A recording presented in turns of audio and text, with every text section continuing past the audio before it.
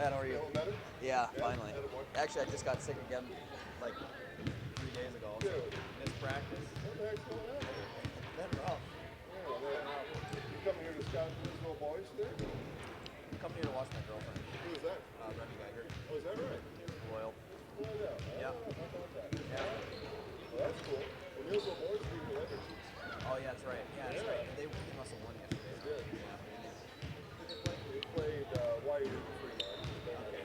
And Auburndale won as well. But they play each other tonight. Okay. Oh, that'll be. So if you're not here, make sure to watch it online. I probably will. Actually. Yeah, it'll be a good game. Sounds good. We're looking forward to your game against Neillsville, Oh, too. yeah. That's coming up in 2 Fridays, I think. Sounds right. Yeah. All right, get healthy for it. Yeah, I will. All right. Thanks. See you, man.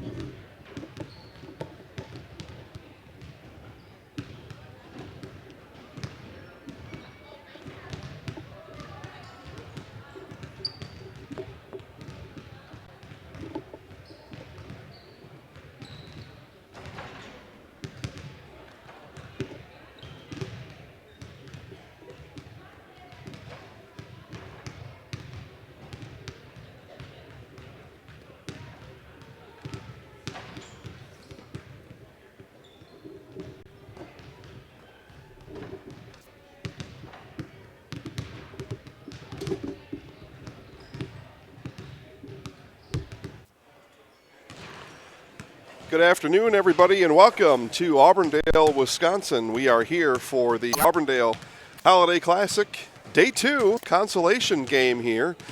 Varsity Augusta girls basketball, Loyal, here in the varsity consolation game. Thanks for tuning in, everybody. Welcome. Jason Zaleski here alongside Trevor Zaleski as we get you set and ready for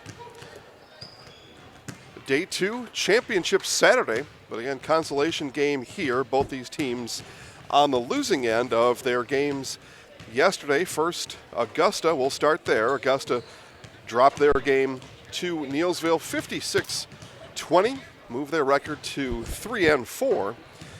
On the Loyal end, they fell in somewhat dramatic fashion. 37-35. Had a chance at the end to perhaps tie that game. It was a 3-point deficit, 37-34. And with 1.1 seconds left, Remy Geiger fouled, went to the free throw line for 3 free throws, makes them all.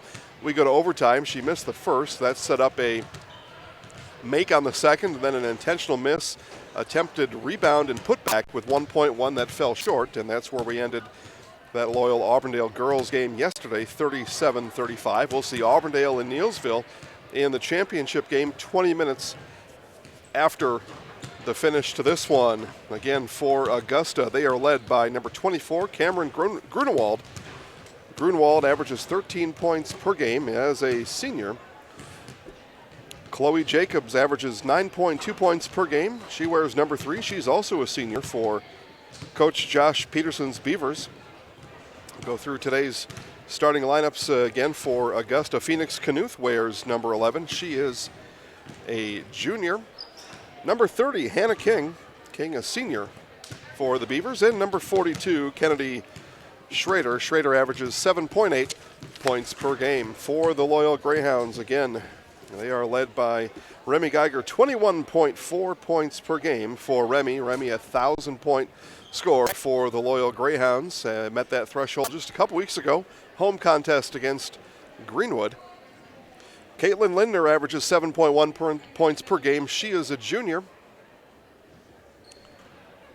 Number 14, Savannah Schley. She's a junior for Coach Reith's Greyhounds. Number 22, Kayla Bremer, another junior for Coach Reith. And number 34, Bailey Brevener, a senior. She averages 9.5 points per game. We'll be back for the start of Loyal Augusta in 90 seconds. We'll be right back.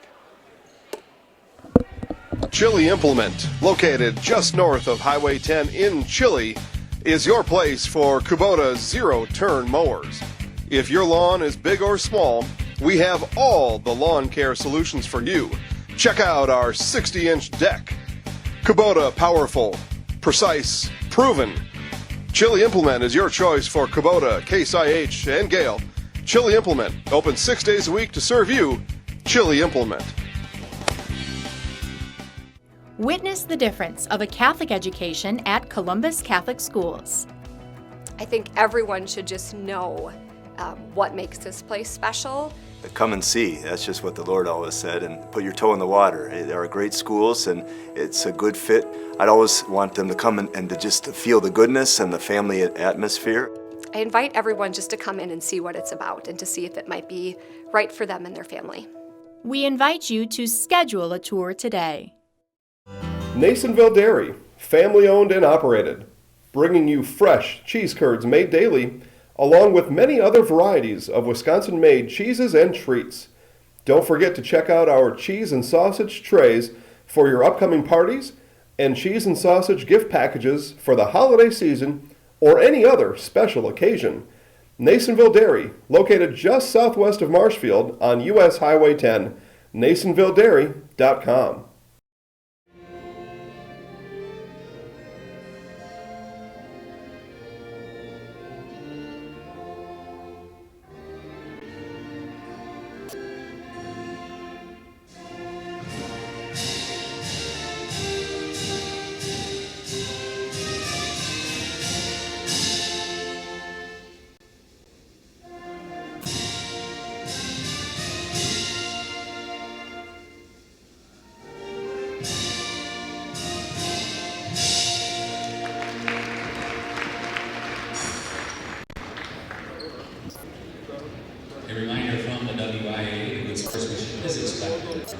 fans play, so please root your team on in a positive manner. Let the coaches coach, the players play, and the defenses do their job. And let's have a great game for everyone today. Now, today's starting lineups. First, Loyal Greyhounds. Number 2. Again, welcome back to Auburndale. We are in the Gross Motors pregame show. Gross Motors on Highway 10 East in Neillsville.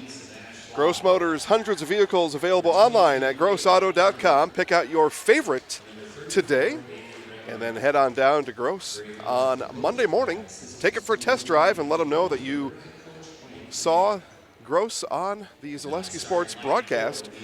Again, one more time for those of you just joining now, starting lineups for the Augusta Beavers. The Beavers are coached by Josh Peterson, Chloe Jacobs, Cameron Grunwald, Hannah King, Kennedy Schrader, and Phoenix Knuth. Again, the Beavers are led by number 24, Cameron Grunwald. The senior averages 13 points per game. Jacobs averages 9.2. Kennedy Schrader, 7.8 for Coach Reith's Loyal Greyhounds, led by Remy Geiger. Geiger, 21.4 points per game. She's joined into the starting lineup by Caitlin Lindner, 7.1 points per game. Bailey Brevener with 9.5 points per game. Kayla Bremer and Savannah Schley.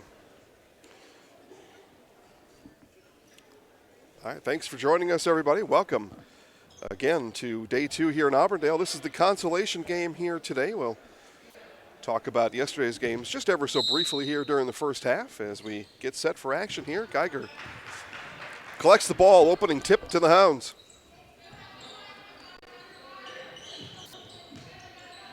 Schley skip pass all the way across to Lindner. And Loyal lost a close one to Auburndale here yesterday, 37-35. Had a tie at the end. Geiger fouled on her three-point attempt. The Hounds were down by 3. She makes all 3. We go to overtime, and she missed the front end of it, and then had an intentional miss set up at the end. Greyhounds just unable to get the putback up and in, and lost that one 37-35 to Auburndale. Augusta 56-20. Losers to Neillsville, and again, we'll see Neillsville, Auburndale at the conclusion, 20 minutes after the conclusion here of this one. Travel on the other end, and the first Greyhounds possession results in a turnover.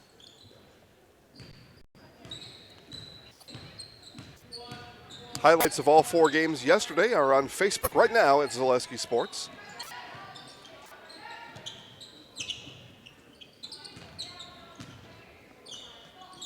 Beavers set up shop here, and they travel, return the favor right back to the Greyhounds. So we've got 1:06 off the clock. No points, 2 travels.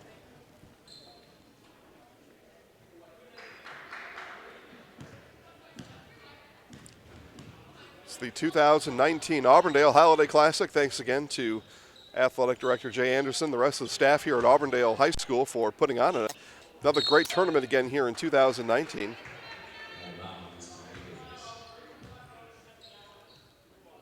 Been here the last number of years. Always a good show put on here in Auburndale.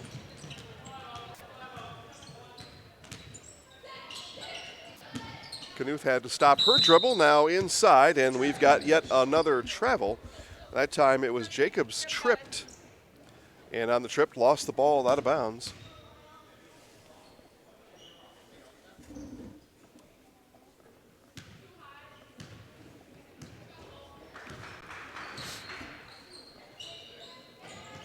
Fairly good crowd here, not as deep as a crowd as there was here yesterday, although that excitement and the crowd will surely build as we head towards again, Auburndale Neillsville championship game. Geiger on the take, comes up short. They've been partially blocked. And then what a lot of folks are waiting for tonight, tip will happen sometime between 7:30 and 7:45. It's 2 Zaleski Sports Power 5 boys basketball teams going head-to-head, Auburndale and Neillsville, and it is a big-time clash. 3 rims in and out for Grunwald, and the jump ball will stay right here with Augusta. But another full slate, 4 varsity basketball games again today on the Zaleski Sports Broadcast Network. Thanks for joining. Again, the chat box is open to the right or below, wherever you may be tuning in. That one thrown away as Schrader threw behind the cutting Hannah King. Actually, King was going to set a screen. She was going to down screen, try to get her teammate open, ball thrown behind her. So, not a crisp start to this one by any means.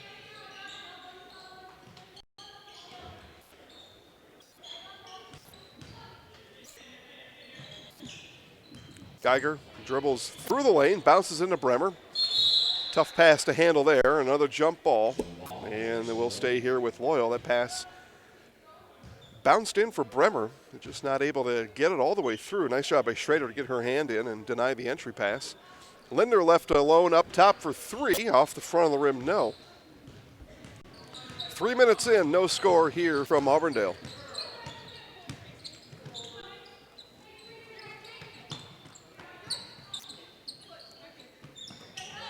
Jacobs on the drive, cut off by Schley, kick back out to Knuth, now over to Grunwald. Grunwald with Linder on her.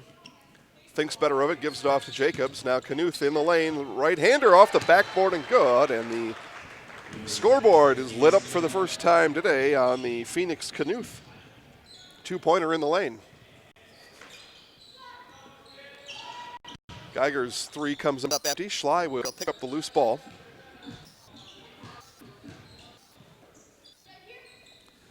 Linder looked in, now will dribble. It was an open lane, bounces to Bravener. Bravener off the backboard, no. Linder gets the rebound. Schley, three-pointer on the way. That was long. Bremer on the other side, rebound. Put back is fouled on her way up, and she will go to the line for two. Kayla Bremer.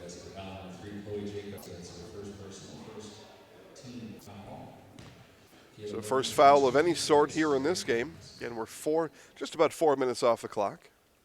And Bremer's first free throw is no good.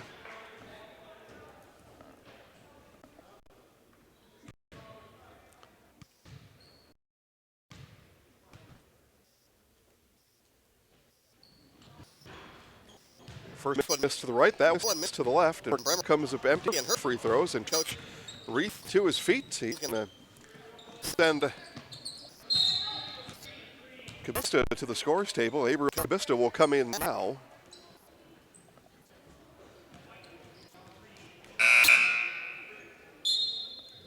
And she will come in for Brevener.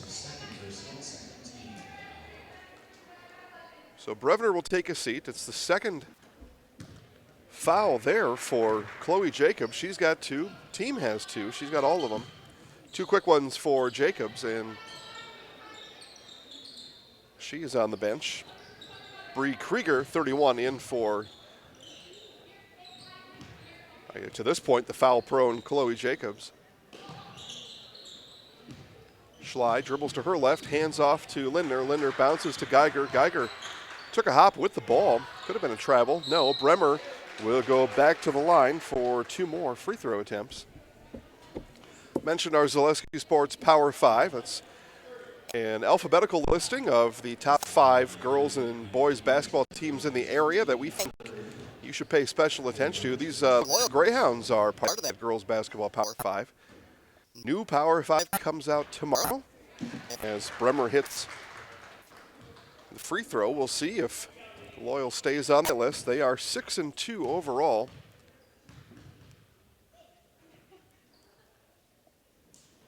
Free throw up and good. So Bremer now 2 for 4 from the line. We're tied at 2.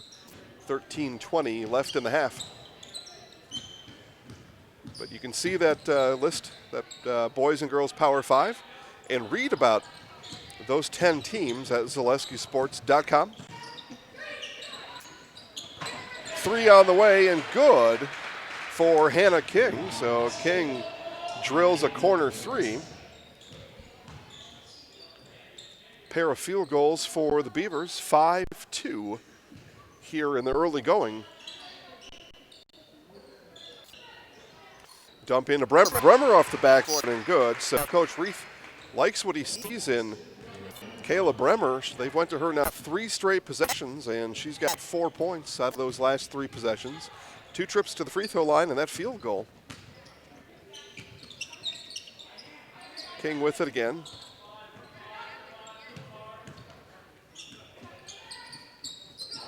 Bounced in the corner to Grunewald. Grunewald looks over. Lindner back up top to Krieger. Krieger over to King. King now on the drive. Gives back to Krieger. Grunewald open in the corner. Schley with the closeout. That shot was too strong. But, strong enough. Augusta able to pick up the loose change. That 3 is short, so two three balls, neither hit the rim on that possession for Augusta. Geiger now head of steam, pulls it back out, gives off to Schley. Schley back to Geiger. In the corner to Lindner. Lindner looked into Bremer, see if they go back to Kayla again on this possession. It's been 3 straight looks to Bremer. Lindner looking at her now. Bremer's got to step out of the lane, will handle the ball, back over to Schley, down in the corner to Geiger.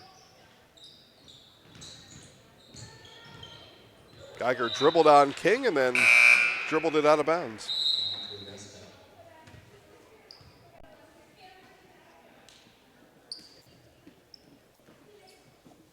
So Bremer takes a seat.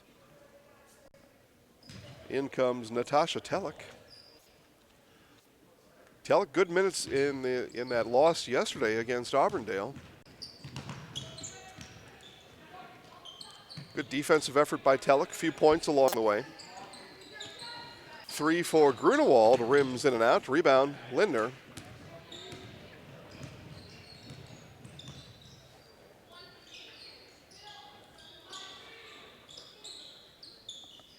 Corner Geiger, she looks in. Nobody was down low. She looked there and saw 3 Augusta Beavers standing in front of her. Nobody posted up for the Hounds. Now back to Geiger one more time in the corner, this time finds Kabista. Kabista left hand worked up and under Schrader, but too strong. Schrader with the rebound. Back come the Beavers, up 5-4, 10:40 left in the half. King on the drive, cut off there by Kabista. Now Knuth, rolling right hand off the backboard, no good. Say hi to the Bremer family out in the Northwest watching. How about that? Thanks for watching, everybody. Geiger 3 on the way. Timber! Remy Geiger hits the 3. We've got a timeout. Coach Peterson and the Beavers going to talk about it as Loyal takes their first lead, 7-5. R&R Flooring in Spencer is your place for the best in innovation and lowest pricing for your flooring project. New or remodel, tile, carpet, hardwood, ceramic, cork, you name it, R&R Flooring is ready for you today. R&R Flooring supports area programs like the broadcast you're watching and also supports area suppliers so you get great quality and pricing that fits your budget. Go to R&R Flooring today to see their showroom of flooring, furniture, mattresses, and custom-built showers. R&R Flooring in Spencer. Again, as the Bremer family, Darren Bremer specifically, just found out the chat box is open. Talk to us during the game. We'll make sure to mention you and where you're watching from. Thanks for watching.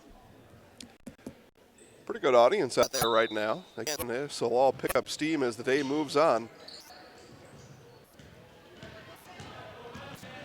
But out of the Coach Peterson Beavers timeout, Augusta trails 2, 10-10 left in the first half.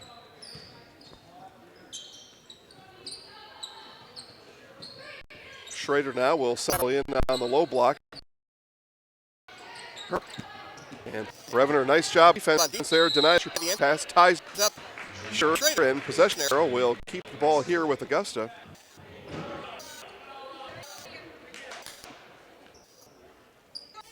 And the crowd here inside of Tim Anderson Gymnasium continues to file in one at a time, sometimes 2 by 2. Knuth, nice ball fake in the lane, right-hand runner off the backboard, too strong, and Schley with the rebound. Schley now up top in the corner to Geiger. Geiger dump into Kabista, and she was hip checked by Schrader, and she'll go to the line for 2 free throws.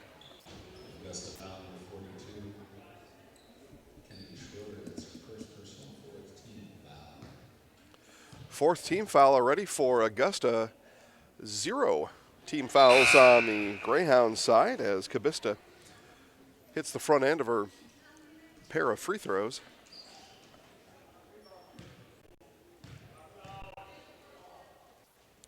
Free throw attempt number 2 is just long. Brought down Trader. So those are 3 for 6 from the free throw line today.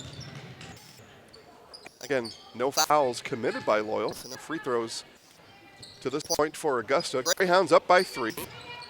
Down it comes to Kennedy Korger. Korger, a freshman, and as I say, no fouls. Well, foul committed there. That foul on Natasha Telk, her first, and again, team first. And that'll put Korger on the line for a pair of free throws. Free throw up and good for Korger. And for a moment, Eric Kubash was watching here. He may join us here at Tim Anderson Gymnasium later today. He was helped to produce last night's games.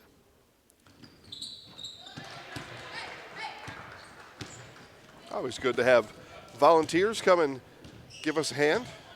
We certainly need it. Lindner on the wing, all the way over to Geiger. Again, Beavers 2-3 zone into Bremer one more time, and Bremer connects. She's got 6. And a travel up top for Grunewald, and we'll head back down. So Kayla Bremer back in the game, comes in for Kubista, and promptly gets good position down low and off the backboard good. Again, she's got 6 of the Greyhounds' 10. Geiger with that 3-pointer before the Beavers timeout, and a free throw by the now watching Kubista, and a travel on Lindner. A lot of travels here in this game. Girls going to have to get the ball on the ground. Get that ball down first. Trying to make a quick move. Coach Reith again up, pacing the sidelines.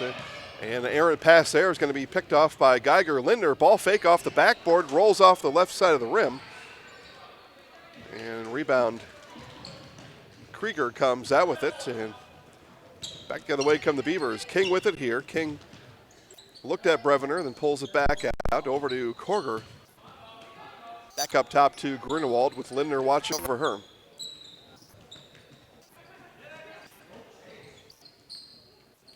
Grunewald and Lindner, that was kind of a matchup we were kind of looking forward to there. Grunewald, good offensive player.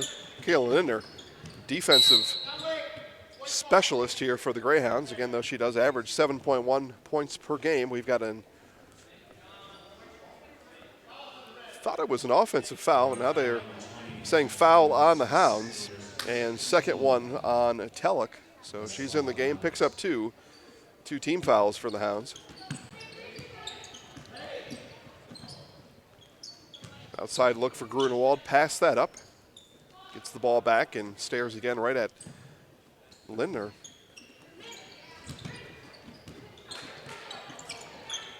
Grunewald left open for 3, takes it off the back of the rim. No, Bremer with the rebound, and she was fouled by Korger on the rebound. Foul on the floor, and the Hounds will inbound. That's team foul number 5 on Augusta.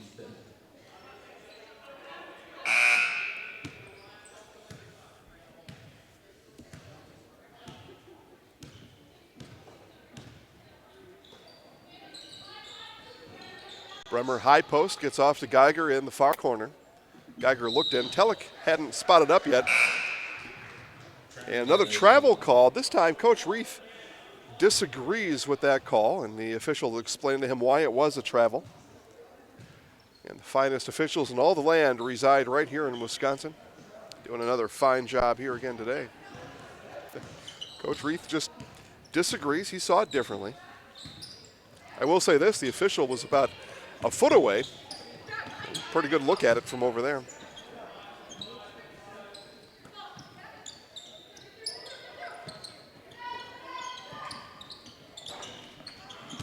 Shot rims in and out. Geiger and Lindner temporarily fight each other for the rebound. Geiger comes away with it. She will hand off to Brevener on the wing, right back to Geiger as they continue to work. Ball around the inside, look for a post up down low. Whoever comes open And instead, a shot by Brevner. That goes long. Good closeout. Good box outs there by the Beavers. Zone defense, though, will put you in a good position to collect that rebound most times.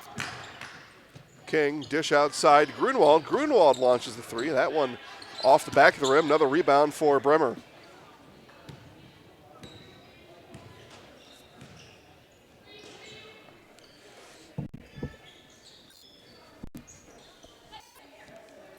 Geiger called for it, launches a three, 20-footer rims in and out. Long rebound fought for. Linder didn't see it, went behind her. It was last off of Grunwald, and it'll stay with the Greyhounds. As Bailey Brevner comes off, Savannah Schley back in the game after an extended break on the bench for Coach Reith. 6:30 left in the half here in Auburndale. And consolation game here, and the girls' side of the 2019 Auburndale Holiday Classic. Another feed into Bremer. And a nice defense there. Helps, weak side help defense by Grunewald. Knocked that ball out of bounds. Otherwise, that was a easy layup for Bremer. Get another advantage. Pro for that zone defense. Easy to help from the weak side. You don't have a responsibility over there. Bremer off-balance shot is another hip check by Schrader. Chloe Jacobs back in for Augusta, had the ball briefly there. Now Grunewald with it one more time. Gets it off in the corner to Knuth. Knuth to King, and King walked with it as she was flashing on the far side of the lane, continued moving her feet.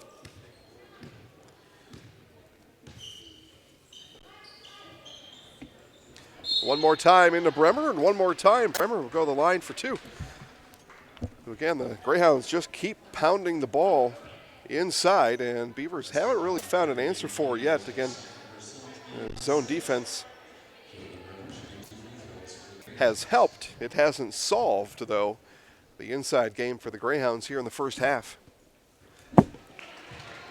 Kayla Bremer makes good on that free throw. 3 for 7 from the line. Free throw attempt number 8 coming here. Or 3 for 5, my apologies. Now 4 for 6 from the free throw line. Missed her first 2, hit her last 4. And she's got 8 points here in the first half.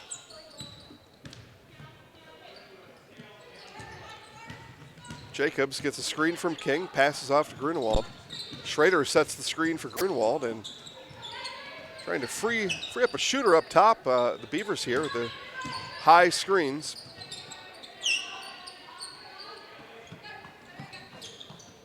Schrader at the elbow, dump in is tipped away by Augusta. Geiger picks up the loose ball, headed the other way. Remy Geiger, 2 steps, and off to Linder. Linder missed off the front of the rim. Bremer rebound, and one more. Yeah, they're going to say foul is on the floor. But that is foul number 7, so it's a 1-and-1.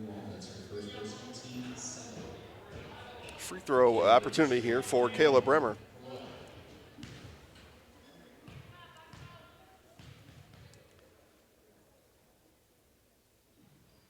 Free throw good. Nice job there for Kayla Bremer. Again, stringing a bunch of free throws here together, showing another one, but she's hit 5 straight from the free throw line.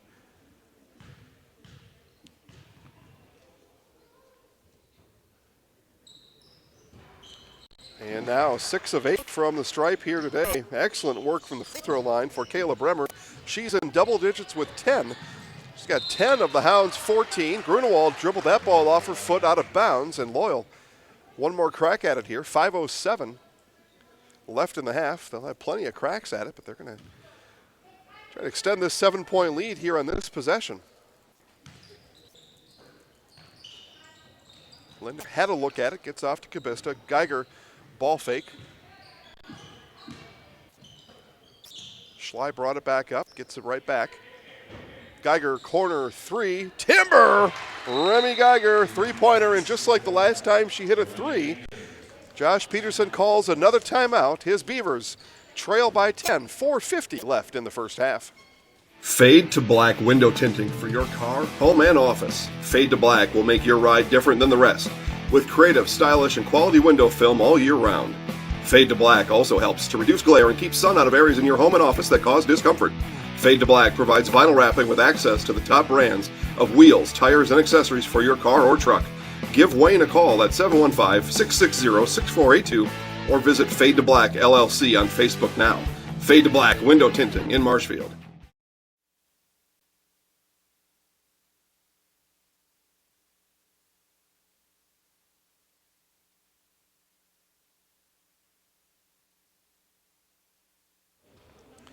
Again, 4:50 left in the first half. Loyal 17-7 lead over Augusta in this consolation game of the girls' side of the 2019 Auburndale Holiday Classic.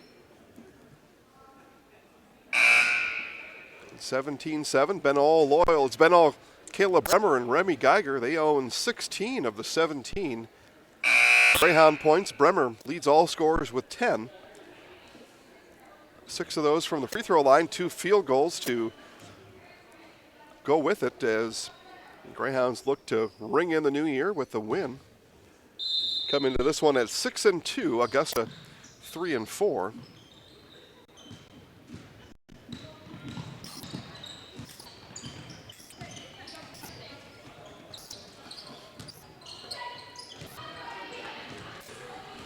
Going the other way, Geiger off the backboard and good. Geiger lays it in. Now she's got 8.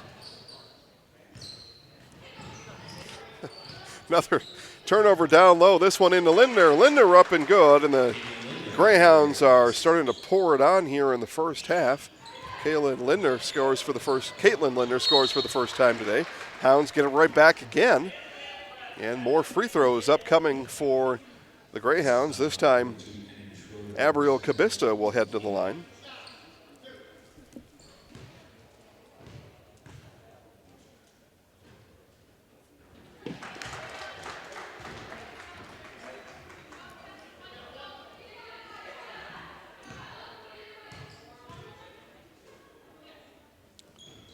Second one on the way is up and good for Cabista. So Cabista's got 3, all 3 of hers from the free throw line, and Greyhounds taking advantage of their free throws here in the first half.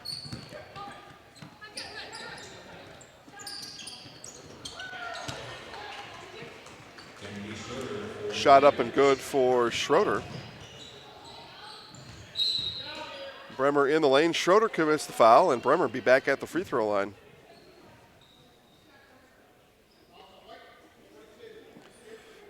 One and one, team foul number 9, so still in the bonus. It'll be double bonus for the next 3:51. That foul again on Kennedy Schroeder, her second.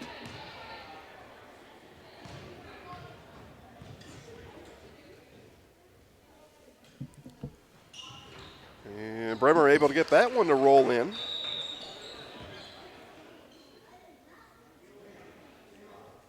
Seven to 9 from the free throw line is Kayla Bremer. Not sure where everybody was headed there. Everybody left the lane. I'm not sure. They weren't sure. I'm not sure. That one off the back of the rim. No, Bremer chases it down in the corner. Not able to save it. King comes away with it. Down the floor come the Beavers. And 3:40 left in the first half. All Loyal here, 24-9. Jacobs threw it between the legs of Bailey Breviner. Now Jacobs 3. Rebound comes off to Lindner. Caitlin Lindner up ahead to Geiger. Geiger over to Schley. Schley off the backboard and good. Good transition offense there for the Hounds. And timeout, I thought, was called by Coach Peters. Somebody was saying timeout from the other side, but no timeout granted. All right.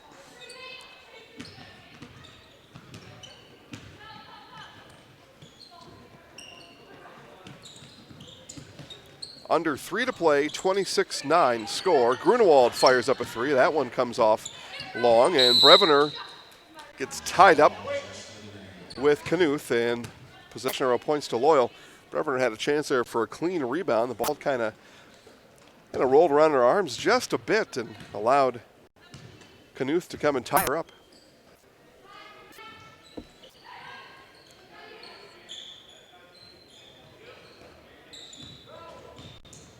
Geiger dump into Brevner over her head and off the Auburndale protective mat on the wall. Pass just a little bit too shallow. You think of a football term, you put a little air under that one, allow Brevner to come and get it, but threw it just a little bit shallow.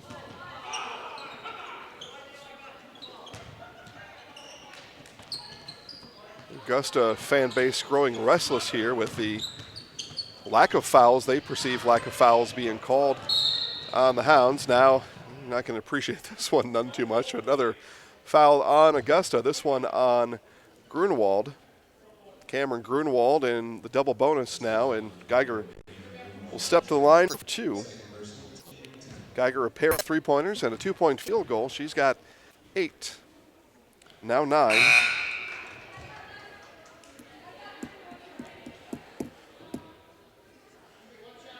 Amy Schubert checking in. Watching from Illinois.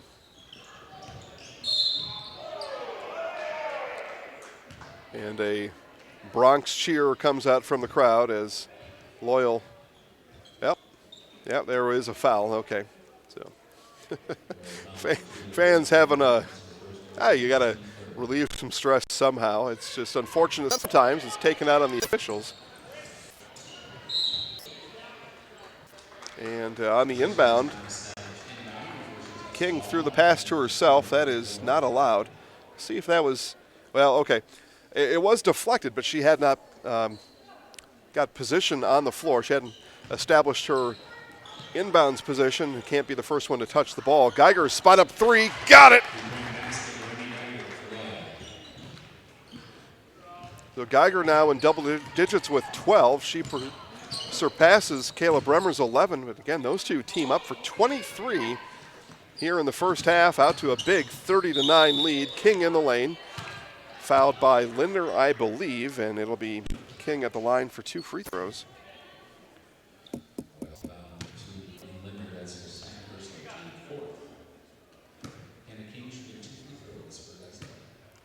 And again, Amy Schubert watching online from, to make this clarification here, as King hits the front end of the free throw from Northwest Illinois. So 2 things working there for Amy. One, not from Northeast Illinois, a.k.a. Chicago. And it's not baseball season, so Brewers, Cubs fans, I think, can live in harmony this time of year. Welcome, Amy. And that one is going to shake in and out.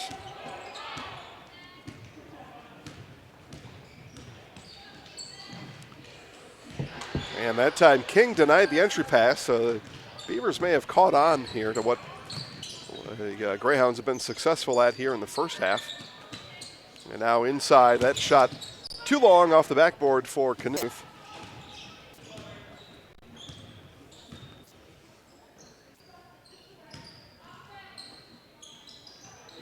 Geiger looks into Bremer.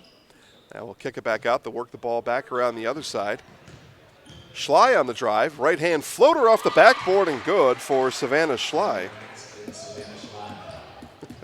All right, Amy. I may have to kick you off of here now. Amy says, "Go Cubs, go." My New Year's resolution is to let Amy continue watching. How about that? All right, King here with 45 seconds left in the first half. Left hand too strong off the backboard. Brevner with the rebound.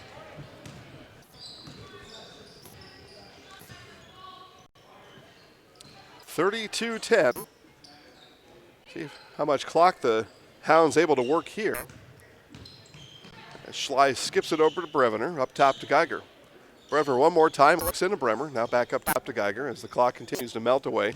Coach Reith tells Remy Geiger to waste the clock. 32-10. It'll be a halftime lead for the Hounds. How much is in question? Geiger slides into the corner, now comes back up top. 5 seconds to go. Schley, corner 3. Got it! And the Hounds will take that Savannah Schley three-pointer to the locker room with a 35-10 first half lead. Again, we showed you our 2019 Fall Sports Athletes of the Year yesterday, and for those of you that missed, we will show you again here today. It's a 35-10 Loyal lead.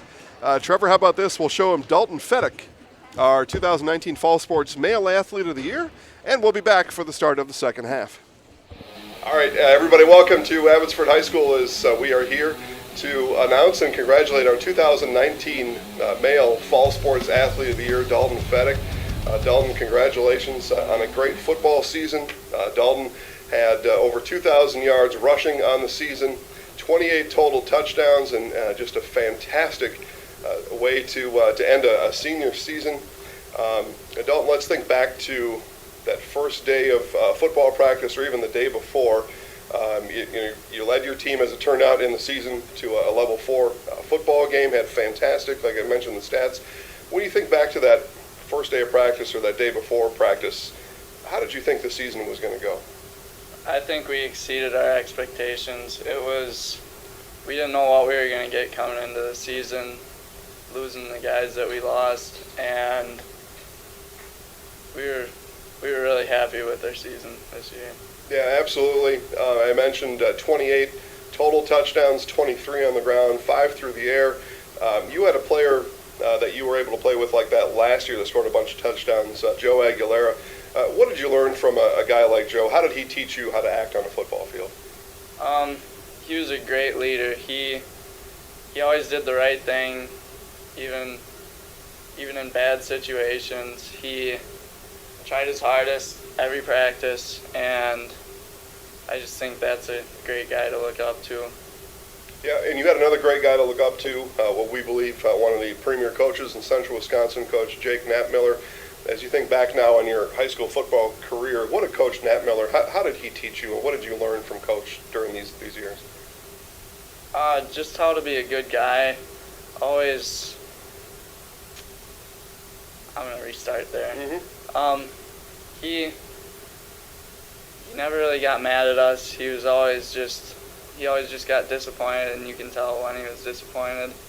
And he was, in a way, he kind of acted like a dad to our whole team. I mean, I don't want to say that, but he was always, if we needed anything, he was always there. Like anything on the field and off the field. Yeah, absolutely. Like I said, one of the finest coaches and a great person, as you mentioned, Coach Knappmiller. Obviously, a big part of why this award is sitting here for you today, no doubt about that. You also set a school record as a team. You hosted your first ever level 4 or level 3 football game at home. Let's talk about that game a little bit. What do you remember about that game? A lot of your games were comebacks, but what do you remember most about that game in particular? They were big. They had a lot of guys to sub in and out. They were never tired. I mean, I think that really got to us. But overall, they were a really good team, and sad to see that they lost at state. But St. Mary Springs was a great team too. Yeah, and then, right, as I was Regis, talk about Coleman then, right? So the game you hosted here at home, right? Talk about that game, that level 3 game, first ever one that you were able to host as a school on your home field. What do you remember most about the game against Coleman? 354 rushing yards. It was insane. It felt like every time I ran the ball, it was just 5-yard gap to run through. Our line really stepped it up that game, big time. Yeah. All right, and then I get the games confused. I see a lot over the course of a season, but you'll probably remember this. I think it was playoffs against Auburndale. The defensive lineman gets a big interception kind of towards the end of the game, if I'm thinking of the right one. Remind me who that guy was. Angel Diaz. That's right, Diaz. Yeah, so I mean, that was, for me, watching, I wasn't even at the game. I got to watch the highlights later. But, I mean, everybody was just so happy. Talk about that game a little bit, and especially that end and the way it finished. That felt like the biggest win of the season for us. Well, for me at least. It was once again, we felt like we were the underdogs in it, and we've always liked playing from that standpoint, just because you're not going to let anybody down. Just go out there and do your hardest, or do your best, and good things will happen. Yeah, you were, if not the underdogs, like you said, you played like the underdogs a lot. Greenwood, another one of those games I thought where, you had to kind of some fantastic moments in that game. You had to really stay with them. And I think you got out to a big lead against Greenwood and then kind of start coming back. Just how was that you? Was that coach? Just a team feeling? But being able to play like an underdog and really put on a show out there. I don't really remember a whole lot from the Greenwood game. I think that was, things were a little blurry after that game for me. I don't know. But, yeah, it was a lot closer than what we would have expected. All right, we'll talk about some of the fun moments of the season. First, I'm going to give my best memory of Dalton and the rest of his teammates, Abbotsford Falcon football. And that turned out it was a game at Assumption. And it was a Saturday game. You were kind of having your way with things that day. Things were going pretty well for you. There was a touchdown that was scored. There was a celebration that happened in the end zone. Some of the guys lined up like bowling pins, and I know it was Cade Faber rolled the ball, knocked everybody down, and there were some good laughs. And I think maybe though there was a little bit of trouble after that. Tell us what happened, maybe that next day or even the bus ride back, but that next day after practice. What did Coach say about that kind of a celebration? Coach couldn't really get mad about it because, he was mad at us for not celebrating enough, so we spent a little time in practice just doing celebrations. He told us that we shouldn't do them because we would all get penalties for it, and I don't know why he decided to do it, but the whole team was just, they were in sync, and everybody booked it down to the end zone, and Cade knew exactly what to do.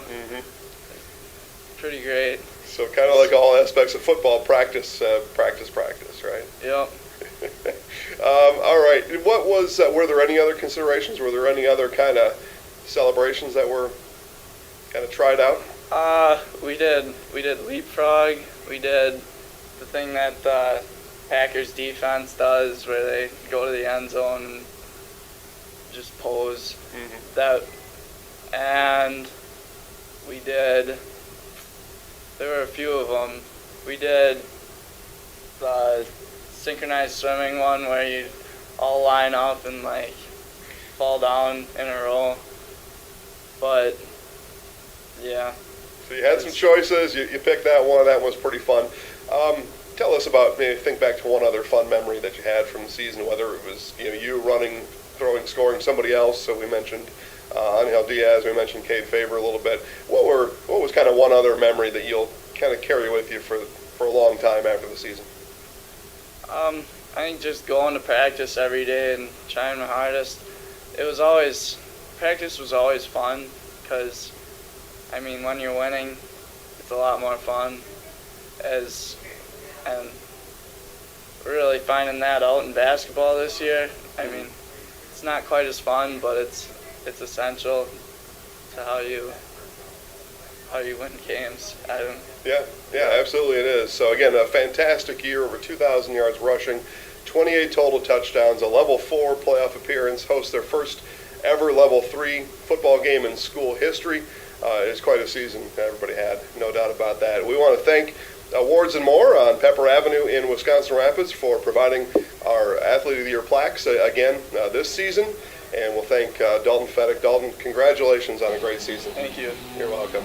All right, guys, that'll do it from here. Dalton Fedek, our 2019 Male Fall Sports Athlete of the Year. More at ZaleskiSports.com.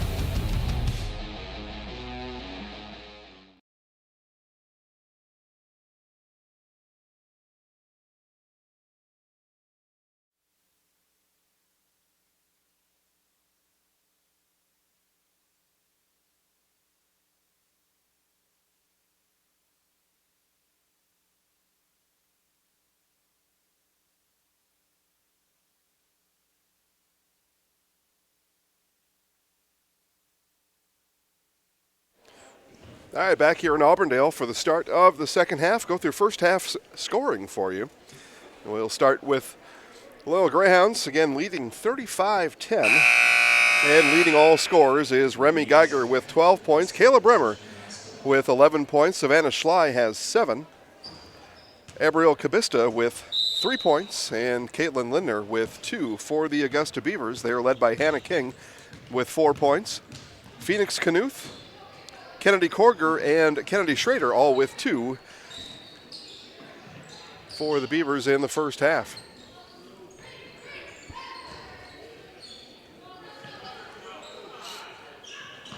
Grunwald to Jacobs. Jacobs stopped on the elbow.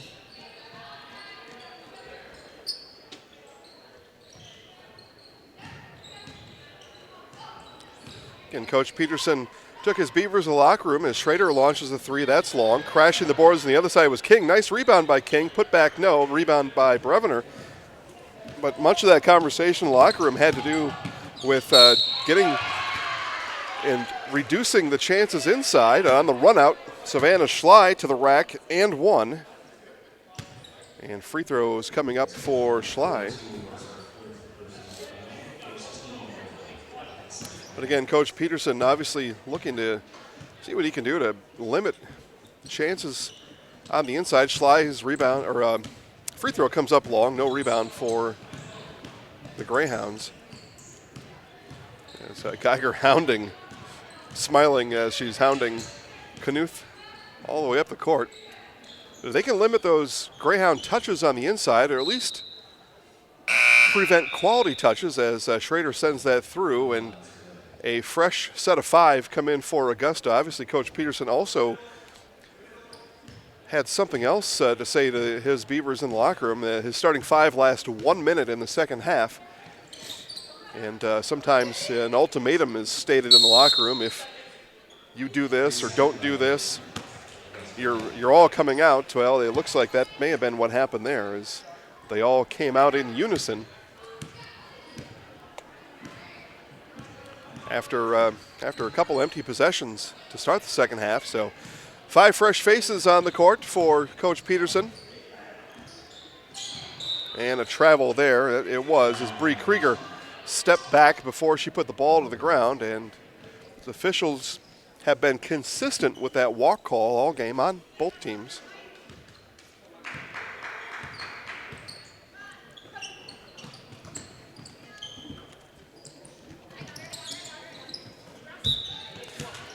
Yep, and attempting to deny that entry pass. So I'm not always right, but I think I was right this time. I mean, and I'm just looking at it, if I was Coach Peterson, what I would do. But I would say at any means, any way possible, deny that entry pass, and the foul picked up there on the denial attempt by Kirsten Wilms. Geiger 3 on the way. She knew that was off. She tried to follow her shot. Breviner rebound, gives it off to Bremer. I think a rebound will go to Breviner, though, and Bremer with the takeaway. Jump stop, Lindner in the lane, kick out to Schley. Schley right back to Lindner, 3 on the way, couldn't get it to roll in. Breviner rebound and put back is good.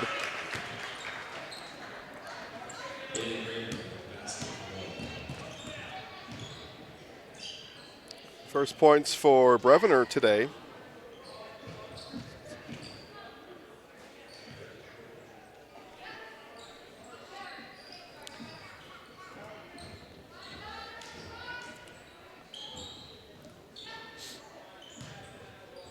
Again, all reserves on the court here for Augusta. Krieger with it on the wing. Gets it down to Larson. Larson's drive comes up just long. I don't know if she was holding her shoulder or adjusting her shirt on the way down, but something was amiss there for Larson. Geiger up top to Lindner, and she traveled. She almost ran with the ball before she dribbled it there. That one was probably the most obvious of all the travel calls that we've seen today. Again, 20 minutes after the conclusion of this one, it's the girls' championship game here in the 2019 Auburndale Holiday Classic. The host Auburndale Apaches take on the Neillsville Warriors as Geiger with the steal, run out, right hand, and good.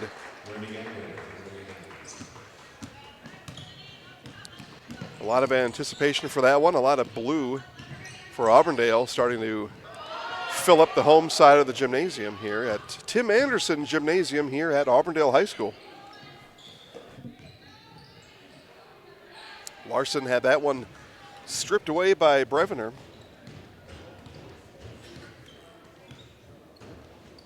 Actually, she just kind of lost it behind her hip there, but Brevener picked it up.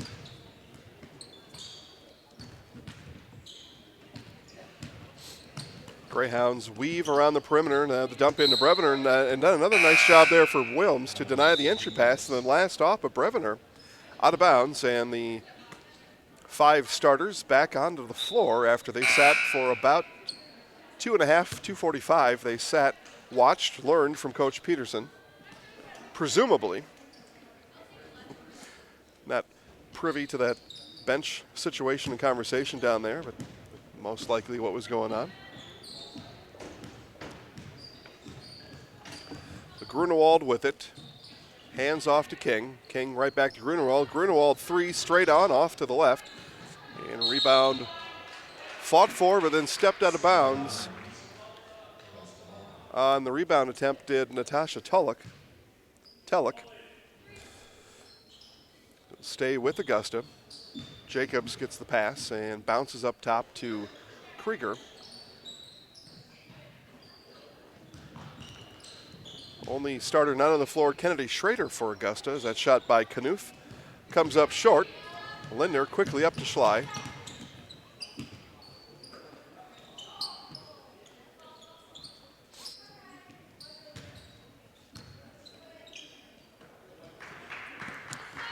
Schley in the corner, jab step to her right, now cross-court pass to Brevener, up top to Lindner. Kabista asked for it, she was bumped by King. Nice move there by King to bump Kabista out of her post position, force her to kick that ball back out to Schley there. Nice job by King.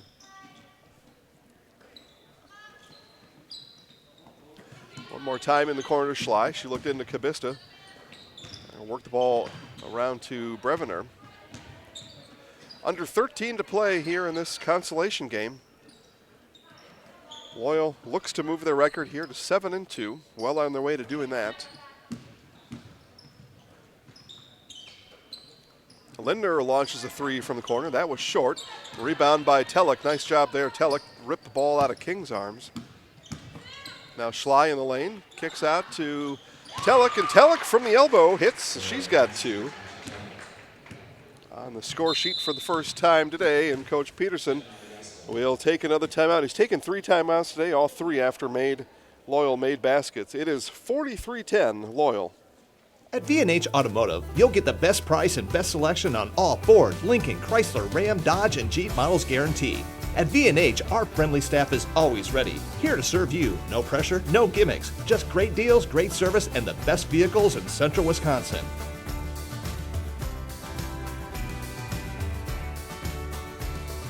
Come see why our customers rate us number 1. V&H Automotive, a short drive from anywhere, or visit us at vhautos.com.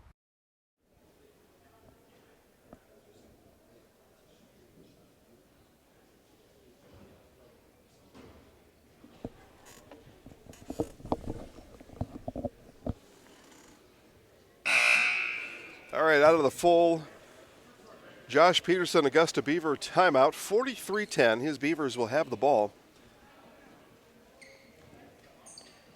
He's trying to coach up his girls right now, the best that he can. It's essentially a learning opportunity for the next 12-27 as his Beavers trail by 33, 43-10. Likely not a 33-point comeback capable here today for Augusta. Just work on some things. One thing a coach would say in a timeout like that is, all right, we're going to take a look at the score. Everybody look at it. All right, it's 43-10. All right, now from here, let's win the next 12-15. Let's win the scoreboard for the next 12-15. And that could be scoring Loyal by 1, 5, 10, whatever it may be. But likely Coach Peterson may have given his girls a goal similar to that, if not exactly that. certainly in that huddle, you're not going to tell your team, all right, got no chance to win, forget about it. That's not the message. The message is let's win the next 12 minutes of this game as Grunewald's 3 off to the left. Rebound brought down by Augusta.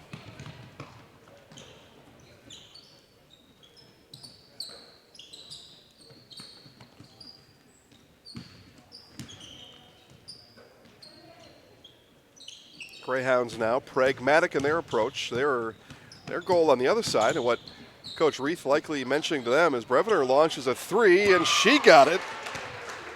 5 points for Bailey Breviner. Coach Reith probably talking about using the clock, getting a good quality shot, no hurry to shoot the ball. Just take our time, and did that on that possession. Got a nice quality shot from Breviner. Another Grunewald 3, that one comes up short. Jacobs with the rebound. Beavers get another shot at it here. Jacobs launches a 3. That one also off the front of the rim. King rebound, second chance points, and she will get 2 free throws out of it. Actually, third chance on that possession for Augusta. So Bailey Breviner picks up her first, team first, here in the half, and Hannah King to the line. She was 1 for 2 free throw shooting in the first half. Gets the first one to go there.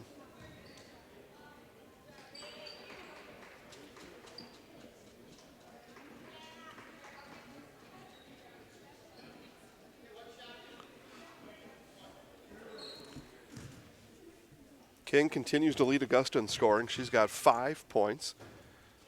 Her 4th free throw of the day is good, so 6 points now for Hannah King.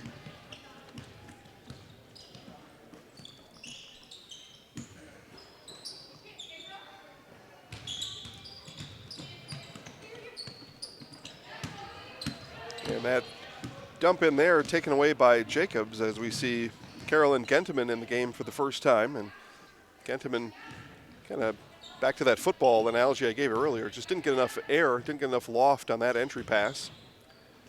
Good initial move there by King. May have wanted to continue that drive, but didn't. Now 2-pointer, rims in and out. Rebound for Caitlin Lindner. Another defensive rebound today for Lindner.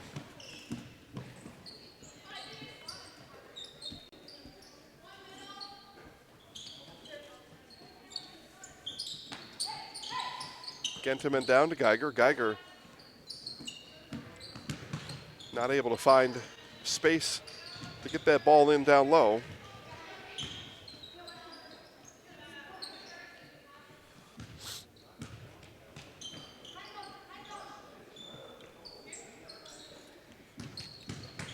Geiger in the lane, kick out, Lindner, 3 on the way, Timber! Caitlin Lindner gets the 3 to drop. Now a 37-point Greyhound lead, under 10 to play in the game. Grunewald, another 3, this one she got. Been looking for her stroke here all game. The first time that the Beavers' leading scorer, Cameron Grunewald, gets on the board today. She came in averaging 13 points per game. She's got 3.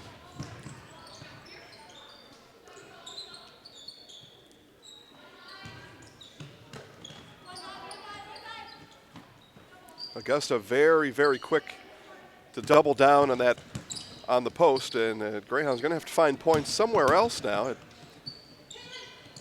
Just unfortunately for Coach Peterson and the Beavers, it took them about 28 minutes to shut off that inside game. Now Geiger drives, hits.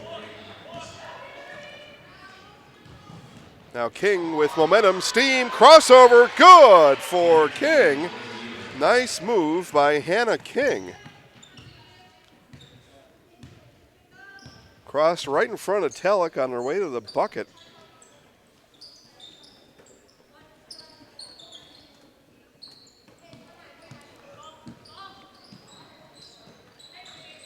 That one almost tipped away there by Krieger.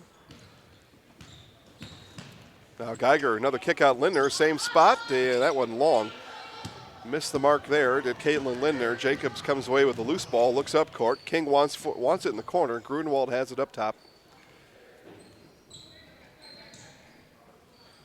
Grunewald, another 3, and that one almost fell. King working hard on the offensive glass, gets the rebound. She launches a three. That was long. Long rebound comes out to Grunwald. Coach Reith goes to his bench here. He's going to look for some fresh energy off his bench. Taps the shoulder of McKenna Schley.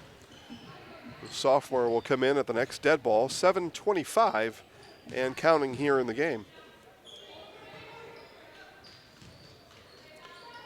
Jacobs launches a three. Oh, couldn't get that one to fall. Tell you what, a lot of baskets here for Augusta in the second half. Just won't go down. They halfway down, pop back out.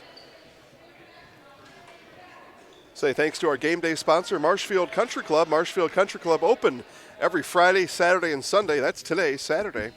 During the non-golf season, full menu. Breakfast all the way on through. Bring out the family for a meal. Come back to Marshfield Country Club for a good time at night, too. Marshfield Country Club, located west of Marshfield on Wren Road.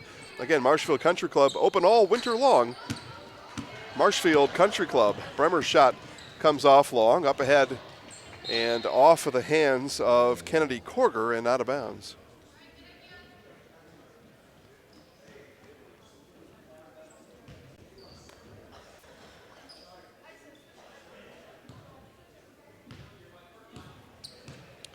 Under 7 to play, 51-17 Loyal. And again, it was McKenna Schley entering the game just a moment ago. She wears number 10. Savannah Schley on the outside baseline runner is good. She's got 13 here for the Greyhounds today.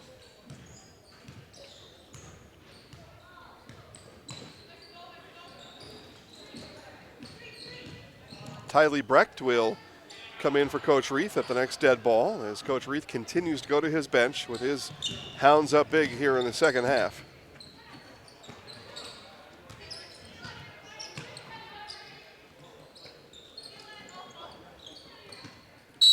Entry pass into Tellick, fouled by King, and she'll go the line for two.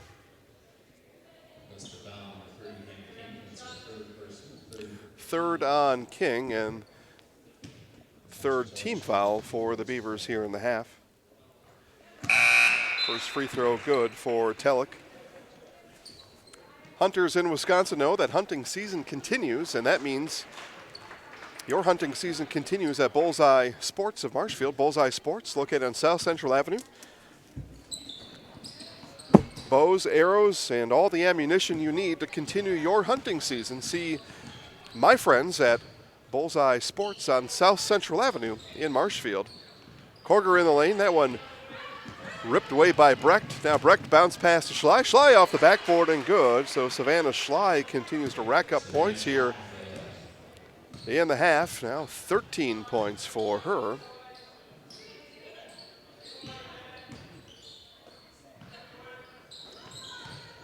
Three in double digits for the Hounds. Three on the way there is going to be long as Sam Wentz put that three-pointer up. Rebound battled for, and Larson was fouled by McKenna Schley. So Schley picks up her first, team second. And two new Hounds come in the game. Haven Peroshek wears number 5, and number 24 is Zeta Brock. As Bremer and Savannah Schley will come out for Coach Reith. And all starters now on the bench. We can tally up points for all of those 5, it appears. Two-pointer there is good for Korger. 4 points for Kennedy Korger. Tellick turns, fires, and rolled too strong. Rebound off the other side by Peroshek, no. Tellick one more shot, and Schrader pulls down the rebound.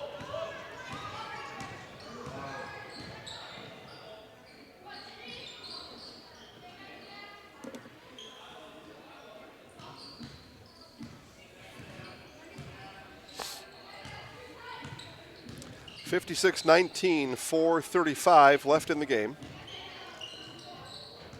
Savannah Schley will end her day being the scoring leader here today. 15 points for Schley as the three-pointer is good for Wintz.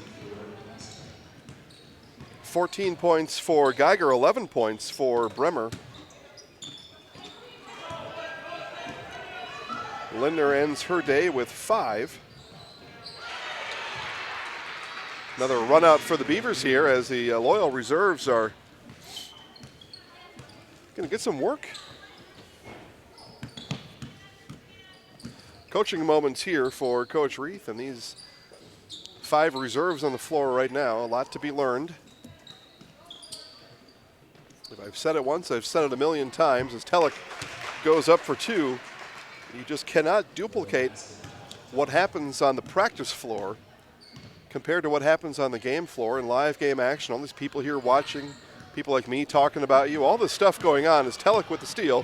Telek stops at the block, up and good. 7 points now for Natasha Telek.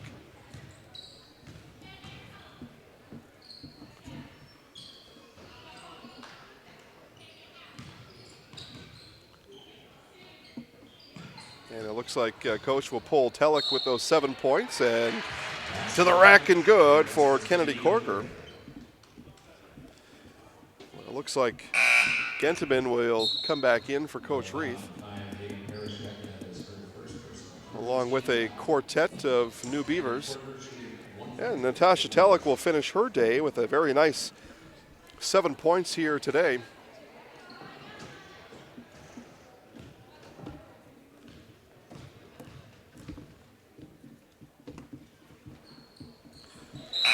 Three-point play converted for Corger, and she'll come out for Coach Peterson. Again, 20 minutes after the finish to this one, it is Auburndale-Neillsville girls basketball championship game here in the 2019 Auburndale Holiday Classic.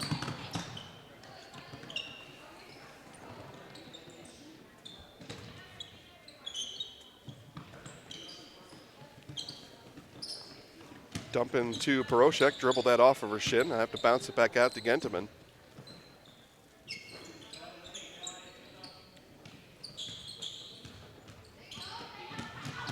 Around the corner, shot no, but fouled yes, and Tylee Brecht will go to the line for a pair of free throws. Loyal 1 for 3 free throw shooting here in the second half. They're 13 of 17 on the game.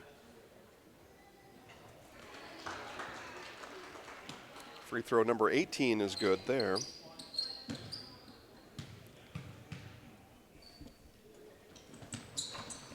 And that one rims out.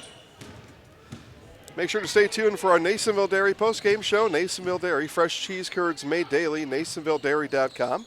We will talk to Loyal head coach Mike Reith and a Zaleski Sports Highlight House player of the game. All that comes up on the Neillsville Dairy postgame show as Cameron Grunewald hits her second 3 of the half. She's got 6 points on the game.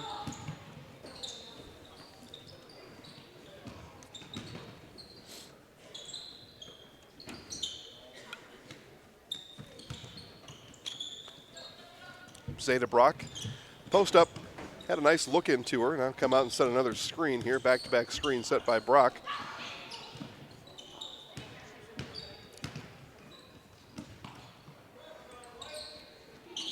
.145 left in the game, and pass is deflected out of bounds. It'll stay here with Loyal. See the Auburndale girls team looking on from the corner. They watch the finish of this one with fond memories of their 37-35 win yesterday over these Loyal Greyhounds. Yesterday's Highlight House player of the game, Nat Owie, looking on as well.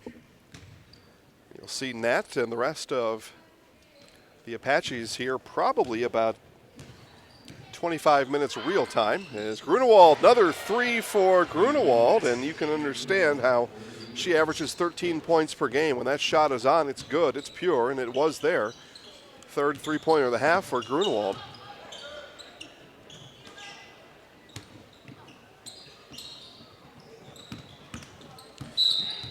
And Grunewald's going to pick up the foul here. She almost had the steal, and as she poked the ball away from Schley, got her on the arm. One of the few plays I had a really good look at as it happened about 5 feet away from me down here courtside.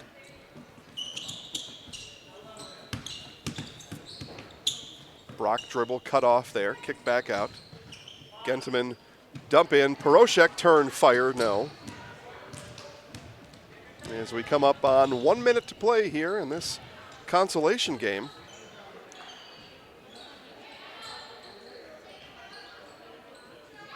Three on the way from Jacobs off the backboard and good.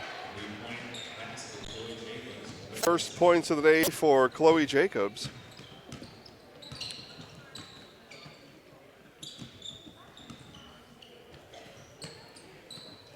Again, make sure to stay tuned to our Neillsville Dairy postgame show. Coach Mike Reith coming up in our Zaleski Sports Highlight House Player of the Game. We'll talk to both of them and then get you ready for Auburndale Neillsville. All that coming up on the Neillsville Dairy postgame show. It'll be and one for Phoenix Knuth. First points of the half for Knuth. She's got 4 in total.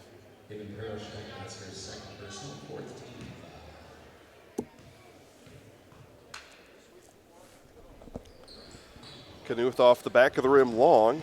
A rebound brought down by Schley. Schley will back it back out. See if Coach Reith wants these girls to take a shot here. And it looks like, well, boy, Schley had a chance down low. Now Poroshek in the lane, and she'll go to the line for 2.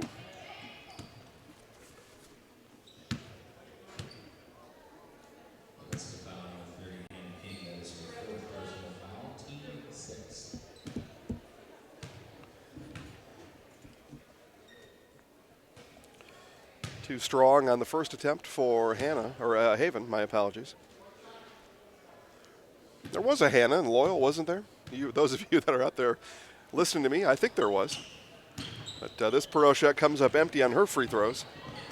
Under 15 seconds to play. 3 on the way, good for Knuth, and Coach Peterson has to wonder, where was this shooting for my girls in the first half as they trim the gap to 20. But that'll do it here in this consolation game as Loyal takes down Augusta 61-41. And again, make sure to stay tuned to our Neillsville Dairy postgame show. Neillsville Dairy, fresh cheese curds made daily, neillsvilledairy.com. Back with our Neillsville Dairy postgame show after this. Jenny Shaner, Realtor First Weber, has been a Central Wisconsin resident her entire life. That means she has the inside edge on knowing the landscape and what it takes to care for your real estate needs. Whether you're buying or selling, Jenny Shaner, Realtor First Weber, is your friend and neighbor, ready to help. I'm Jenny Shaner, Realtor First Weber, with experience in residential and commercial real estate. Let's work together as a team for a win in your next real estate transaction. Property damage or loss is what Marshfield Insurance Agency is all about. We are the area's largest insurance agency. Family owned for more than 30 years. An independent agency, we represent more than 40 A-rated insurance providers for home, auto, business, health, life, and more. Contact Marshfield Insurance Agency for a free quote today. Order a gift box at either location or order online by going to hewittsmeats.com. Tons of choices including summer sausage, snack sticks, jerky, free regional shipping on all gift boxes. Visit hewittsmeats.com. Hewitt's Meat, located in Marshfield and Tomahawk. Clemmy Sales in Stratford is your hometown Chevrolet dealer. You won't get any high-pressure sales tactics from us. We simply offer great deals on quality, brand-new Chevrolet vehicles.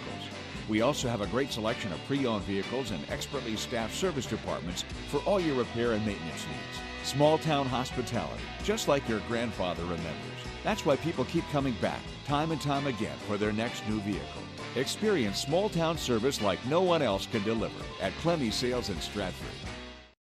Nuts Deep in Marshfield and Spencer is open now for Friday Fish Fry. Get to Nuts Deep now, get your fish fry, and watch this game. That's right, have your fish and watch the game. You get it all at Nuts Deep.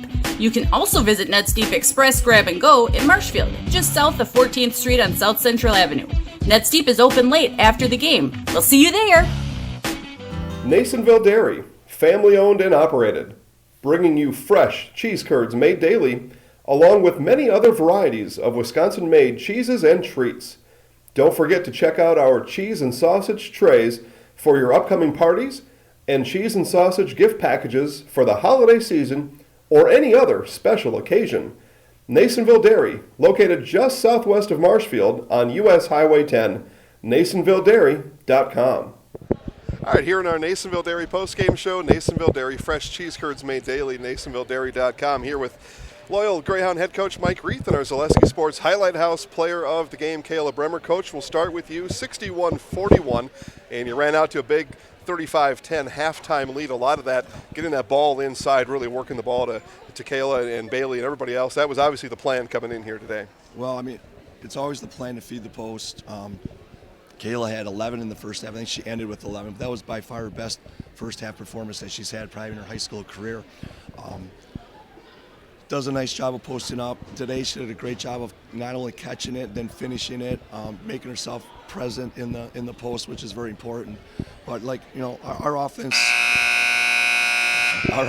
is geared really around our posts. We like to feed our posts. I thought like yesterday we didn't do a very good job of that. I didn't think we trusted our posts yesterday against Auburndale. I'm glad we did today because I thought our posts did an outstanding job. Kayla in particular did an outstanding job of finishing around the basket, and I don't know how many rebounds she had, but as a team, I kind of felt like our whole team kind of owned the boards against Augusta, which is good because we're not always we're not always the best rebounding team. I feel like we're getting better, but I thought in this game we took a big step forward. 12 of 16 from the free throw line in the first half. A good job. One, being in position to force those fouls and then connecting on those free throws. Talk about your team's free throw shooting here today. Well, we do like when we play teams man to man. We like to try to get to the basket. Against the zone, it's a lot tougher, and it just took us a little while to feel it out to see where our gaps were. Once we were able to do that again, like you said, we were able to get to the basket, make contact. I think sometimes we get some offensive rebounds and some putbacks that were put them at the line. I know Kayla made, I don't know how many foul shots she made, but she got to the line today and again hit her free throws. And so, I mean, that is the key. We are just like a 68% free throw shooting team. We weren't yesterday against Auburndale, but I mean, that is kind of one of our strengths right now is free throw shooting. Yep, 7 of 10 for Kayla Bremer from the free throw line today. We'll have Coach hand the mic to Kayla here. Let's talk about that. 7 of 10 from the free throw line right away really helped that scoring. 7 of your 11 points coming from the free throw line. How important is it to transition free throw practice to free throw game? It's very important. We always work at practice. We always do free throw shooting after hard drills, and I think that really helped us, especially tonight. Talk about your teammates' efforts to get you the ball down low and then your ability to convert. But first, just talk about your teammates and how they were able to get the ball down low to you where you can really perform. Yeah, our passes were really good tonight, and I think it was especially good considering we came off of a trust issue game the other night. So that was very good. Their passes were right on. Yep, and then talk about the importance now of ending the year with the win. You get to go into 2020 with the win, get back on the winning side as you move your record to 7-2. How important that is to get a win as you go into break now? Yeah, I think it was good for us to get that momentum going into our conference games coming up. So. All right, excellent. All right, now we're going to put you in the house. You look right up at the camera right in the top of the bleachers there. We'll count you down 3, 2, 1. Coach, yeah, you can exit if you want to. That's fine with me. All right, Trevor, we ready?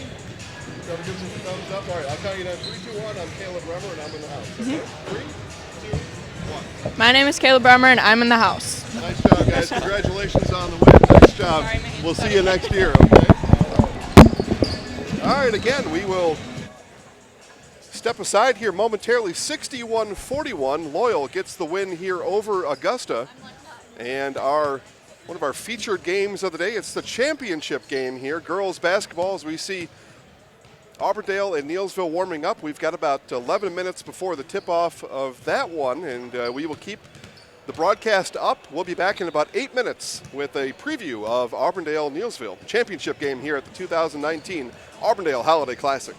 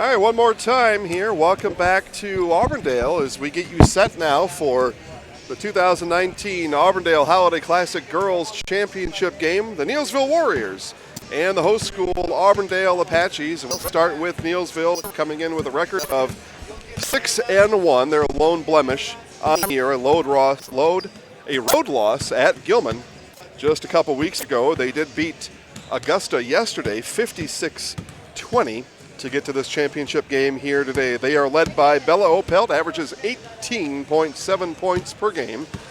And Bella, of course, in today's starting lineup. Today's starting lineup sponsor, Gross Motors of Neillsville. Gross Motors located on US Highway 10 East, grossauto.com. Pick out your favorite today online and then take it for a test drive on Monday. Tell them you saw their cars there. You tell them you heard me when you get there on Monday.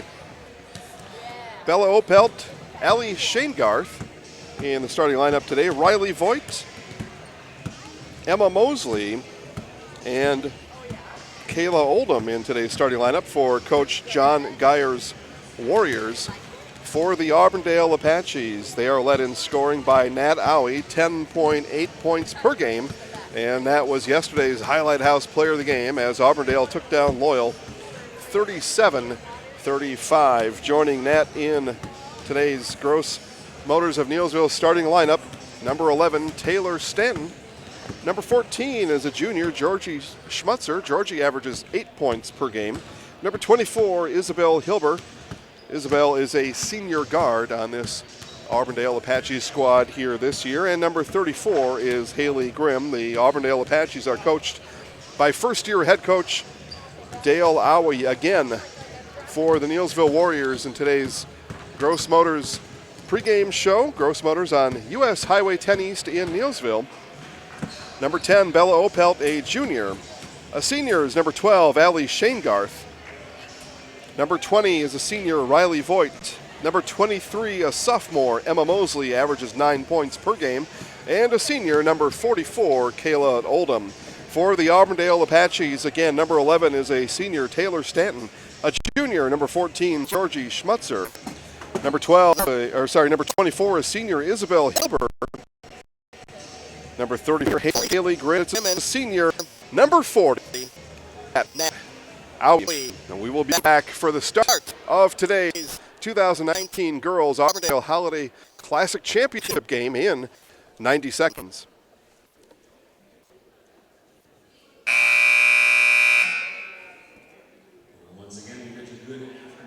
Gross Motors of Neillsville is your Dodge, Jeep, and Ram dealer in central Wisconsin. Gross Motors of Neillsville, conveniently located on Highway 10, is ready for you to take a test drive today.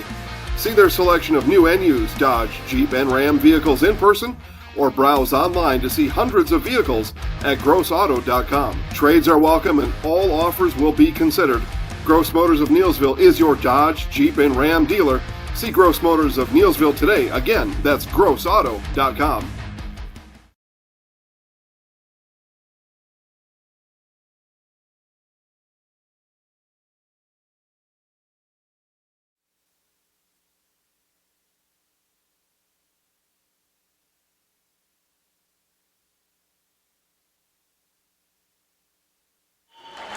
All right, back here in Auburndale is, again, we are set for championship basketball as we'll see the Auburndale Apaches announced here as we wrap up our Gross Motors pregame show. Gross Motors of Neillsville, located on Highway 10 East in Neillsville.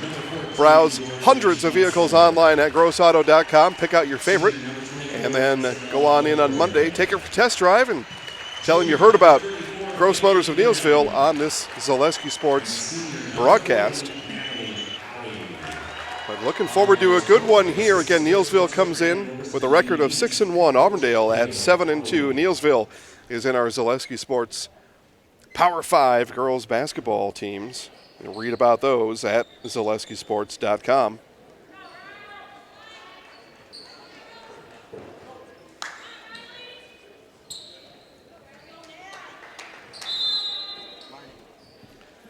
And we are ready for our opening tip here in this championship game here today, and it goes the way of the Apaches. It'll be Hilber will bring it up, And it's a very strong Neillsville defense. A long three by Owie, no.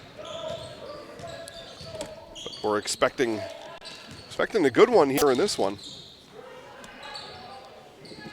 Mosley with it here, dribbles to the top, now kick out to Oldham. Oldham dumps in right back to Mosley. Mosley spins, gets around, Owie, and one, Emma Mosley.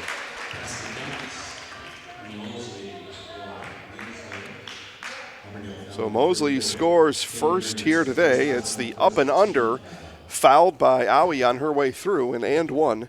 She'll go to the line for that opportunity now. Misses that, and Grimm with the rebound.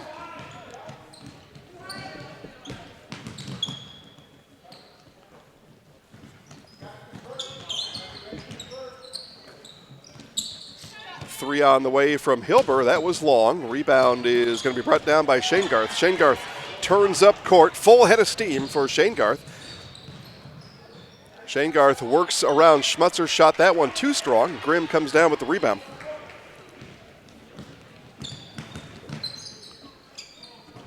In the corner with it, Schmutzer. Looks at Owie. Skips it to Hilber. Hilber up top, gives it back to Schmutzer. Schmutzer shoots over Mosley. That one just a bit long. Rebound fought for, and it's going to roll into the hands of Emma Mosley.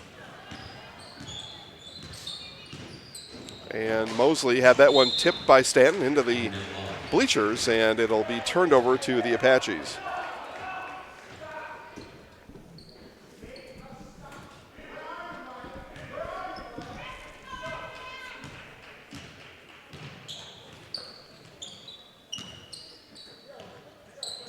Ball worked around to Schmutzer on the wing. Back up top to Stanton.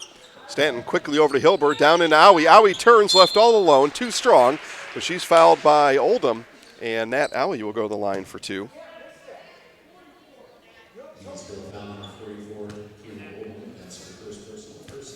First on Oldham. Each team now with a foul apiece here in the half. And Owie gets the first one to go. Auburndale on the board.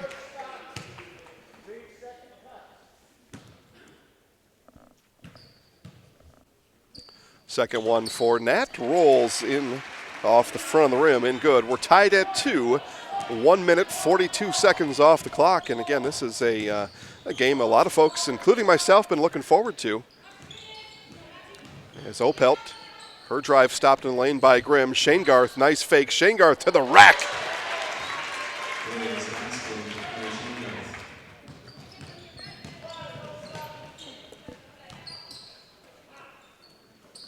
And Owie at the free throw line. Opelt got hands on the ball. It's going to be picked up by Oldham.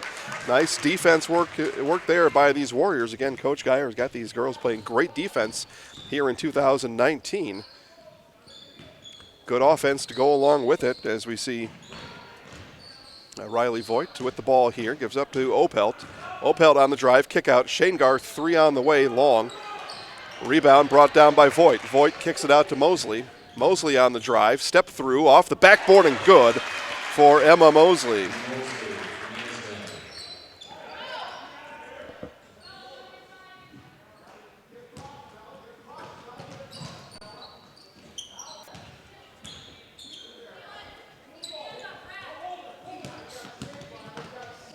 Stanton kicks to Grimm. Grimm in the corner, watched over by Oldham. Oldham got hands on the ball there. Auburndale keeps possession. Three on the way from Hilber is good. Isabel Hilber from distance.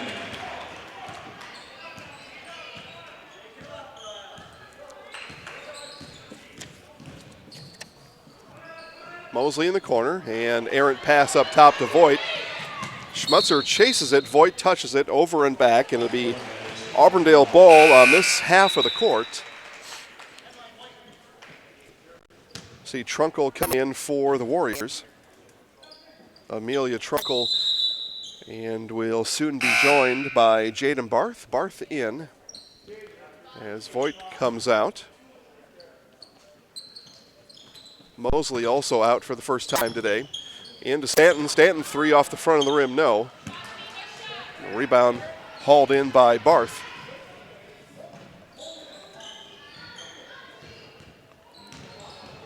Shane Garth loose with it in the lane, got it poked away. picked up there by Schmutzer. Schmutzer will be credited with a steal on that one. 6-5, early going here in Neillsville. 3 on the way from Schmutzer, just missed. Hilber, weak side rebound, got that partially blocked by Barth, and blocked by Opelt. I think Opelt may have picked up the foul from behind. Well, they're going to call that one on Jaden Barth, so her first, team foul second, and Hilber will head to the line for 2. And that one rolls off for Izzy.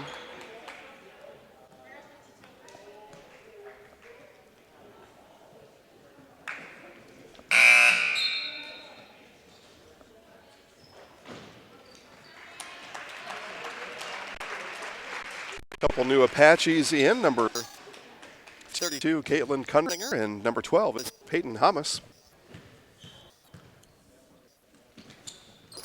And Hilber comes up empty from the free throw line on that possession, so foul on Barth, but no damage done for the Warriors after that. Opelt dribbles around Hilber, now hands off to Barth. Barth's going to bring it back up top off the screen from Katrina Craig in the game. Mosley back in with the ball now. Mosley, I think she tried to dump that one in for Craig on the roll, and just didn't get the roll from Craig that maybe she was anticipating there. And we saw that in the first game. And also, sometimes you got to put a little air under that pass. Let it go in. Mosley saw that one coming the whole way. Mosley with Hamas in front of her, and then Hilber intercepts on the other end. Good defense for the Apaches. Coming back this way, Hamas dribbles around Barth. Now gives off to Hilber. 13:20 left in the half.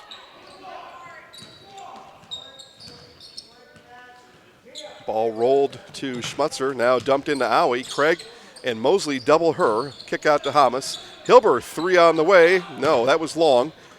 And out of bounds as she touched it was Kundinger.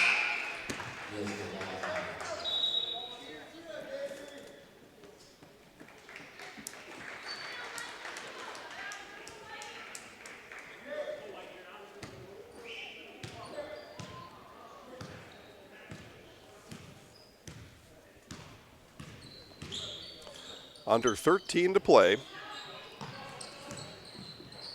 Taryn Stockheimer, 42 in the game for Neillsville. Craig called for it down low. Stockheimer gets it up top, works it around to Opelt. Opelt back to Craig. Trunkel with it up at the top. Stopped her dribble. Hands off to Barth. Trunkel on the outside. Dumps into Craig. Craig kicks out to Opelt. Good job. Defensive effort here in this possession for the Apaches again. As Stockheimer going to dribble out to her right. Craig, no real threat, I don't believe, from the outside. Gets it up to Stockheimer. Craig cuts in the lane, and she's fouled on her way through. It'll be foul number 1 on Caitlin Kundinger. Apaches will inbound.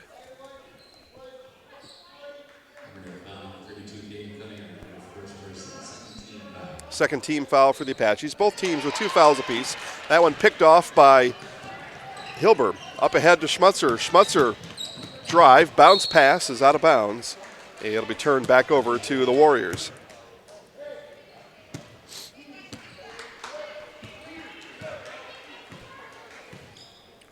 Opelt brings it back up for Neillsville as we reach the 12-minute mark here in half number 1.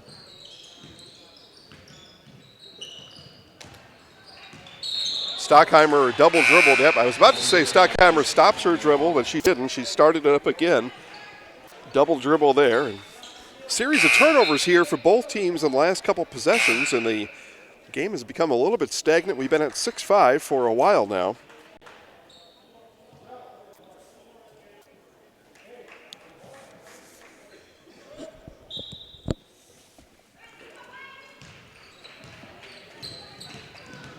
Hilber with Opelt all over her. Now gets it up to Hamas. Apaches will set up the half court from here. Hamas all the way to the rack, off the backboard and good. Peyton Hamas. Second basket for Hamas. She's got 4, and Auburndale back in the lead 7-6. They led 1-0. Now they lead 7-6. As Voigt and Opelt a little bit scrambled on that wing, and then Opelt is going to get called with a charge. I thought it could have been a travel, that she's going to get assessed with a foul instead. Third team foul for Neillsville.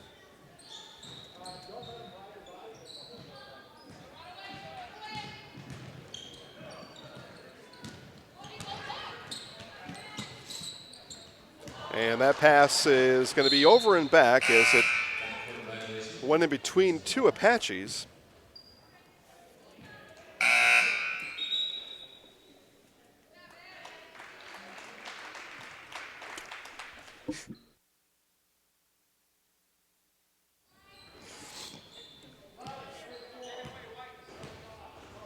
And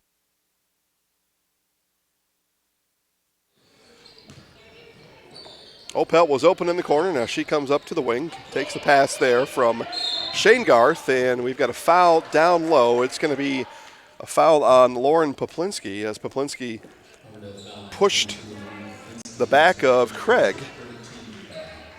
So each team now with 3 fouls in the half. Shane Garth dumps into Craig. Craig turns on Owie, fires out to Stockheimer. Warriors quick ball movement around the perimeter. No opening yet. Now Shane Garth on the drive. She's fouled on the floor, and 2 quick fouls put Auburndale at team foul number 4 with 10:44 left in the half. That foul is on number 32, Caitlin Kundinger. That's her second, and she and Nat Owie will take a breather. Stanton back on the floor along with Haley Grimm. Into Craig. Craig blocked by Grimm.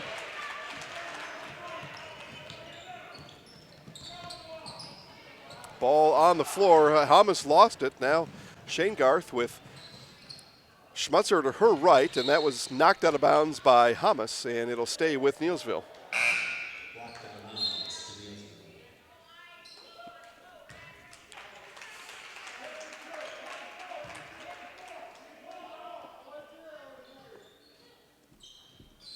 Voigt looking, now gets it into Stockheimer. Over to Shane Garth, quickly into Craig. Craig right back out to Shane Garth, see if they come right back down low. No, it's going to be Shane Garth drive. Step through up and good for Allie Shane Garth. She's got a quick 6, and it's a 1-point lead for Neillsville as these two have just feeling each other out right now. That ball thrown away, but a little bit like an undercard boxing match here. Just kind of a little jab here, a little jab there, a little cover here, and it's 8-7 Neillsville.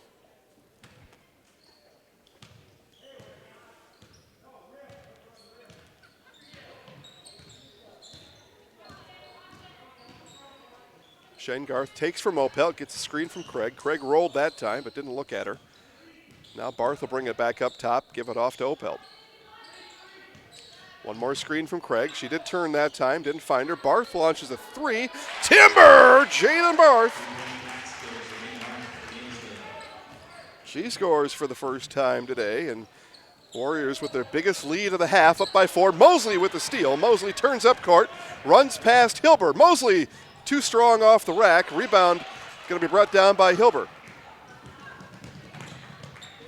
Shane Garth went for the steal, didn't get it. Grimm now over to Stanton. Stanton corner to Schmutzer. 16-footer is good.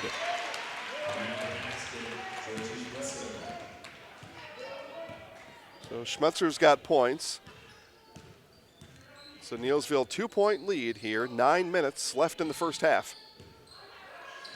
Long 3 and good from Barth. Or was that a 2? That was a 2-pointer, so a long 2-pointer for Barth.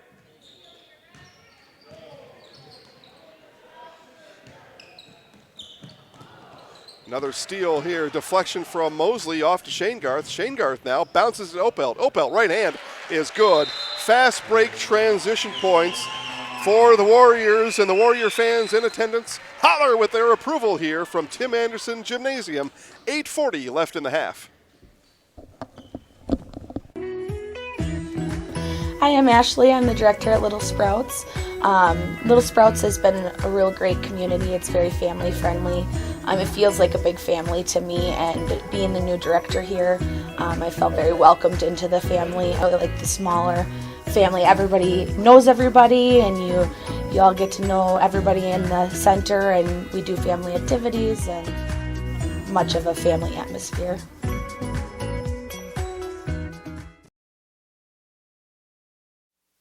Thanks to our friends at Little Sprouts Learning Garden of Auburndale. Again, you've heard from the new director there and some of the other good things going on at Little Sprouts Learning Garden, proud sponsor of Auburndale Athletics and all local area student athletes. Little Sprouts Learning Garden with room for your little Titan half pints. It's winter break now, and time to perhaps reassess your child care needs. And Little Sprouts Learning Garden would love to hear from you. Give a call to Little Sprouts Learning Garden on Monday, or send them a note right now on Facebook. I mean, listen, you got your phone, your computer out. Send them a note, and the gang will get back to you about maybe a spot for your little Tiger half pint when school starts in about a week and a half. And Owie back in the game, and Owie.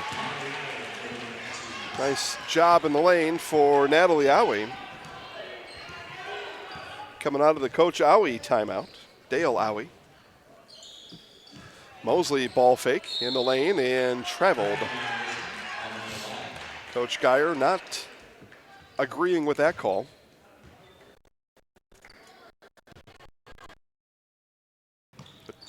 Finest in all the land, read right side here in the state of Wisconsin.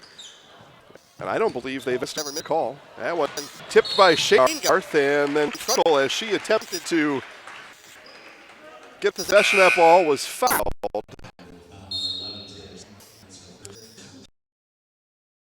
Team foul number 5 on Stanton.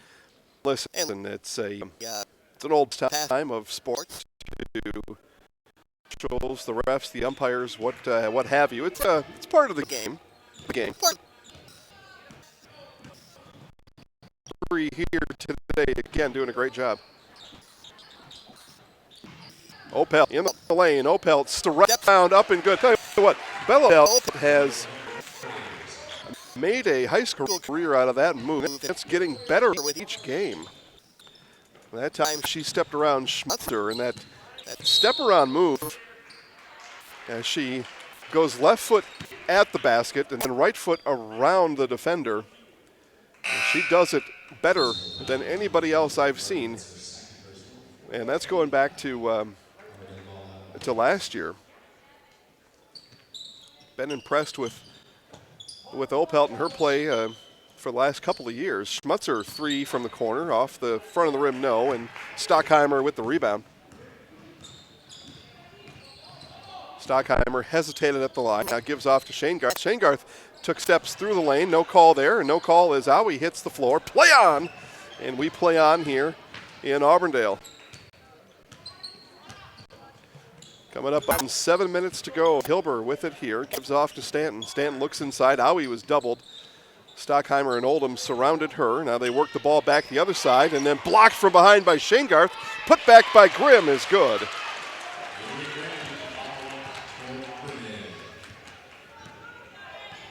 So Grimm with points for the first time today. 4-point Neillsville lead. Another drive from Opelt. This one comes up short. Rebound comes off to Owie.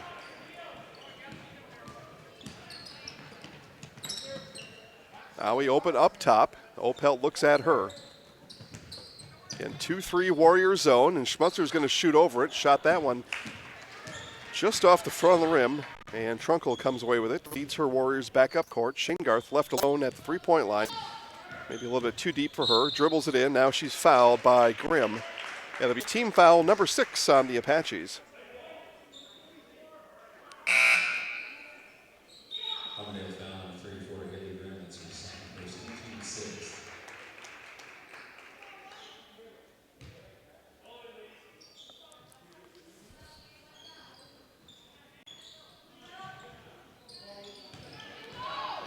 In comes Shane Garth, and she traveled. Yep, she did. On the pump fake, slid that back pivot foot. A nice take. Just saw Nat Owie, and give credit to Owie there on the defense, making herself tall. Arms extended, straight up.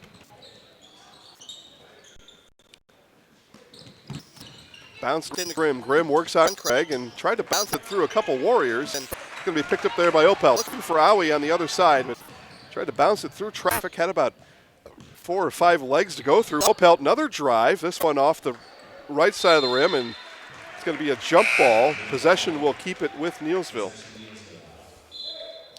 Craig did a nice job there. There's a fine line between a foul and a jump ball. Could have went either way.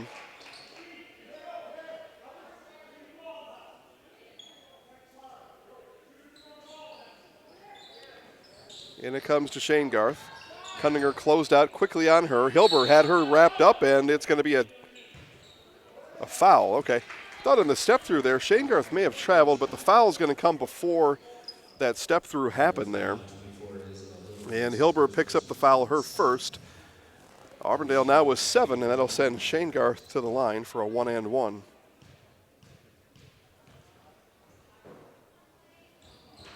That one rattles out for Shane Garth. Rebound ripped down by Caitlin Cunninger.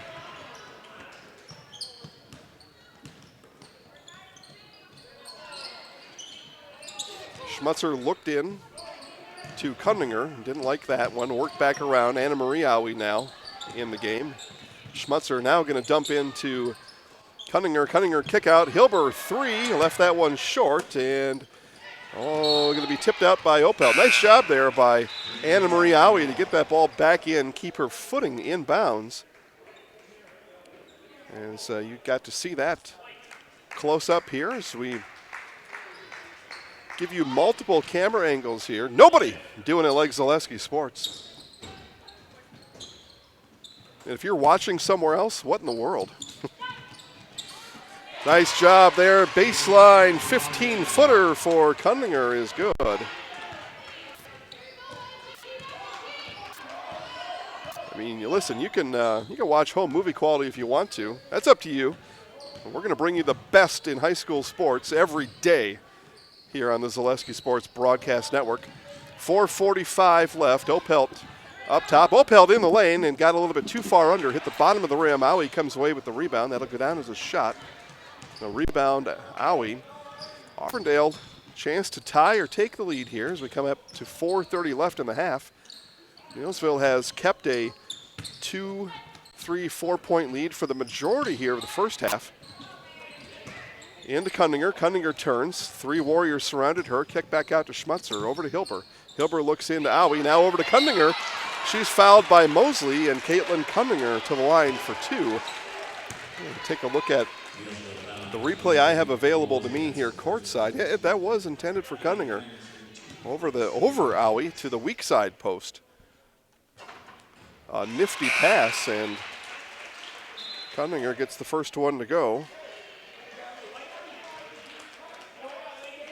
The Apaches are 3 for 5 from the line. It'll be free throw number 6 here, and that one is convinced to go down, and we're tied at 17 with 4:13 left in the half. This game to this point, every bit of what we thought it would be. I know there's a lot of you watching now, but now is the best time to tell your friends, neighbors, and strangers that Zaleski Sports has live and free high school basketball, and if you do, they're going to be in for a good one as Craig traveled with that ball. This one's got all the making of a good one here. Don't be selfish. Let your friends watch wherever they may be. Tell you what, it's a pretty cool feature of this broadcast as well. As Stanton, the runner, off the hands of Mosley, no good. Is you can watch this from anywhere. Just have internet. Smart TV. I got the TV at the concession stand here playing the game. You can do that. Computer, tablet, phone. Take your spouse's phone, your neighbor's phone, your friend's tablet, whatever it is. Watch the game. 3:35 left. Opelt sets up the play. Warriors in their half court. Bounces into the corner, gets it right back to Opelt. And Opelt off of the Mosley screen. And it was Anna Weyauwega attempted to get through that screen and going to be called with the foul. She kind of just got caught in between there and just tried to break through it, and that's a foul. So team foul number 8, and Opelt misses the front end of the 1-and-1. Warriors now 0 for 3 from the free throw line here in the half. That one picked off by Trunkle. Trunkle's got Stanton in front of her. Trunkle goes to the right side. And nice job by Stanton to cut that off, but then a foul. It's a reach-in, I believe, again on Anna Marie Owie. And back-to-back fouls on Owie. And now it'll be Amelia Trunkle to the line.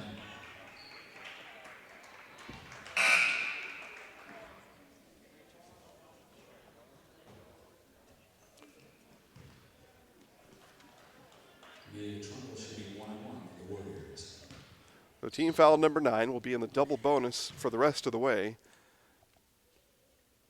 And free throw is up and good. So Trunkle, now 1 for 3 from the line today, earns herself a bonus free throw.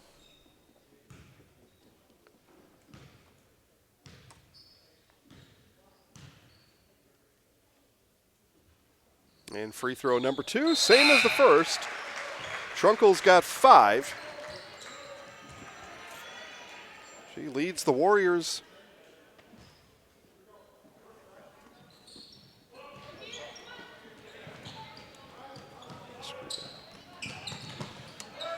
Down to Schmutzer. Schmutzer to Hamas, and Hamas is fouled by Opel. Opel picks up the foul.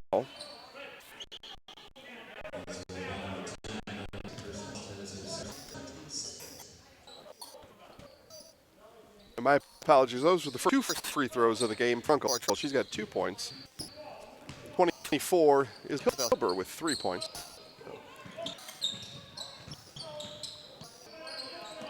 Get our 24 straightened out, we'll be good to go. Hilber with it on the wing, gets it up to Schmutzer, quickly around to Hamas, looked inside. Warriors, or the Apaches trying to work the ball swiftly side to side and get an opening on the post. But the Warriors doing a good job of doubling down here, though they do get in, and no, but the putback also no good as Poplinski missed the first shot, and then Kundinger on the putback missed as well. Now Stockheimer on the drive, bounces it to Opelt. Opelt over to Shanegarth. Shanegarth on the drive. Nice ball fake by Shanegarth, up and good for 2. Now she's got 8, leads all scorers here. And Neillsville increases their lead to 3, 2:07 left. To 4, sorry. Matching their largest lead of the game at 4, 21-7. 3 from Schmutzer, rattles it home. Georgie Schmutzer with 5 points. Cuts the deficit to 1. Now Stockheimer in the lane. That was a wild shot. And ball going to be settled down by Hamas. Now Hamas, it's a 3-on-1 fast break. Hamas around Shanegarth. No call. Shanegarth hands it off to Mosley. Mosley up ahead to Opelt. And last off of who? Last off Auburndale back. Game getting a little bit down the final couple minutes. Ball.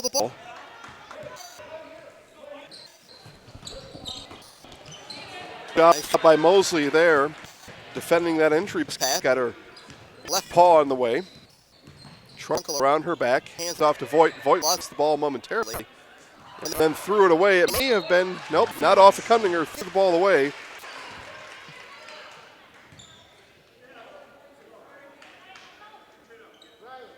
Yeah, Voigt threw the ball. She thought Mosley was going to come and pop back out. She didn't, and the ball rolled into row number 1, right in the Gucci seats in the front row.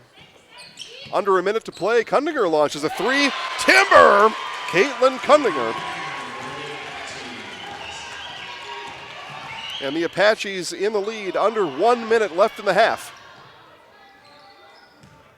Olivia Fremont in the game for the Warriors. Stockheimer in the lane, gives it back out to Voigt. Voigt on the drive, bounces it to Mosley. Mosley looks at Owie. Now she'll dribble it back up top. 30 seconds left in the half. Stockheimer bounces it to Voigt. Voigt left alone for 3 off the front of the rim, no. Rebound fought for in the corner, and looks like that was last off of Stanton.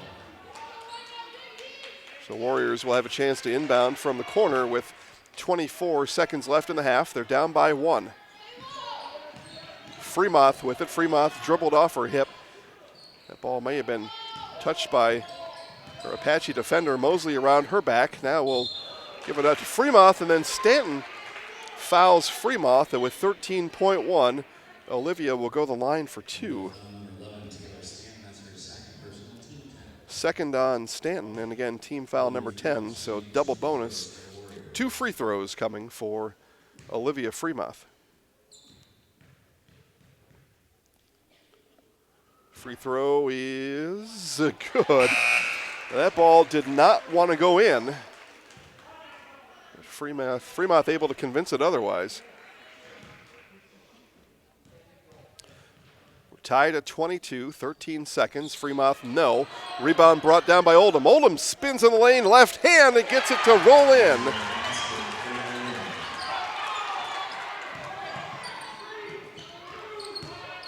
Owie from the free throw line. Good if it goes no. And we have reached halftime, a very exciting first half here in Auburndale, as Neillsville will take a halftime lead, 24-22. Again, we earlier this week awarded our 2019 Fall Sports Male and Female Athletes of the Year. We heard from our male athlete, Dalton Feddick, during halftime of our first game. We will now hear from Dorsey Walker, our 2019 female, 2019 Zaleski Sports Fall Sports Athlete of the Year right now. Welcome everybody to Columbus Catholic High School as we announce and award our 2019 Female Fall Sports Athlete of the Year, Dorsey Walker. Dorsey, congratulations. Thank you. You're welcome. Dorsey had a fantastic 2019 high school volleyball season. We'll talk about some of those stats with Dorsey. We'll talk about things that she did during the season, maybe some fun moments, maybe some stuff that people don't know about. We'll see what we get into here with Dorsey today. But first, Dorsey, just again a fantastic season.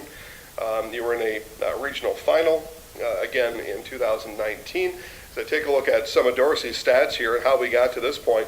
Dorsey led her team in kills 353. Emily Jasinski was next with 248.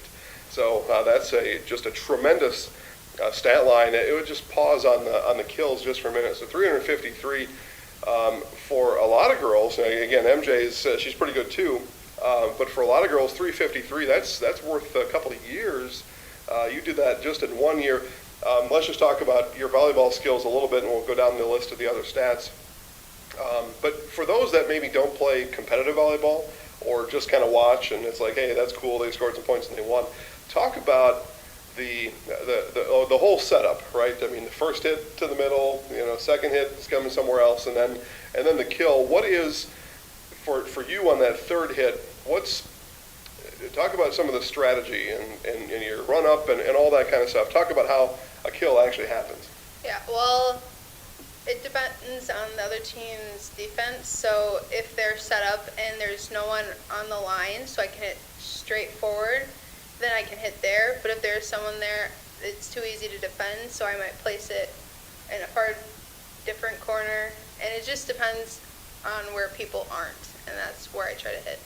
And a lot of communication in that series on that first and second hit. There's a lot of communication going on that really tells everybody, at least on your half, what's going to happen, right? Yeah, Brianna Post always would yell, "Go line, go cross, hit," where to go, basically. Yep, yeah. So it's a very orchestrated event in that way, very choreographed, thought out and planned. Yes. Absolutely. A lot of people think of football and they think of plays and plans and choreography, but very much the same in volleyball. Yeah. All right, blocks, 32. Only Jess Jacopen had more with 33, so you're right on Jess's heels with blocks. And then aces, 97. You led your school in aces. Don't really register with sets, but that's okay because let's just talk about Megan Kibble a little bit and how she's able in that choreography. And we'll go back to her stats here real quick. 811 times she had an assist on the volleyball court. 353, or most of those 353 were to you. Talk about what it means to have her in that middle position up front. She's an amazing setter. I'm so lucky to have her. She's really smart, and she picked that up really early in the season. She knows which person to set to, what's the smartest decision, and yeah, she's really talented. 97 aces, and we wouldn't get there without mentioning Coach Kat Eagle. Coach is, we'll talk about aces just a second. Talk about what it's like to play for one of the premier coaches in central Wisconsin, Coach Cat Eagle, what she does to make your game better. She is the best coach I can ask for. She really is positive, and that really helps everyone. And she always sees the bright side of things. If something bad goes wrong, you can always look to her, and she has something good to say. On those 97 aces that you had on the year, a lot of them are the serve position or the serve direction. You know the terms probably better than I do.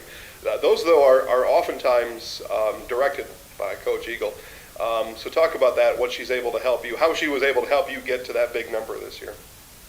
Yeah, before I serve, I look to her, and she tells me which of the 6 spots to serve, and she really knows what's going on in the game.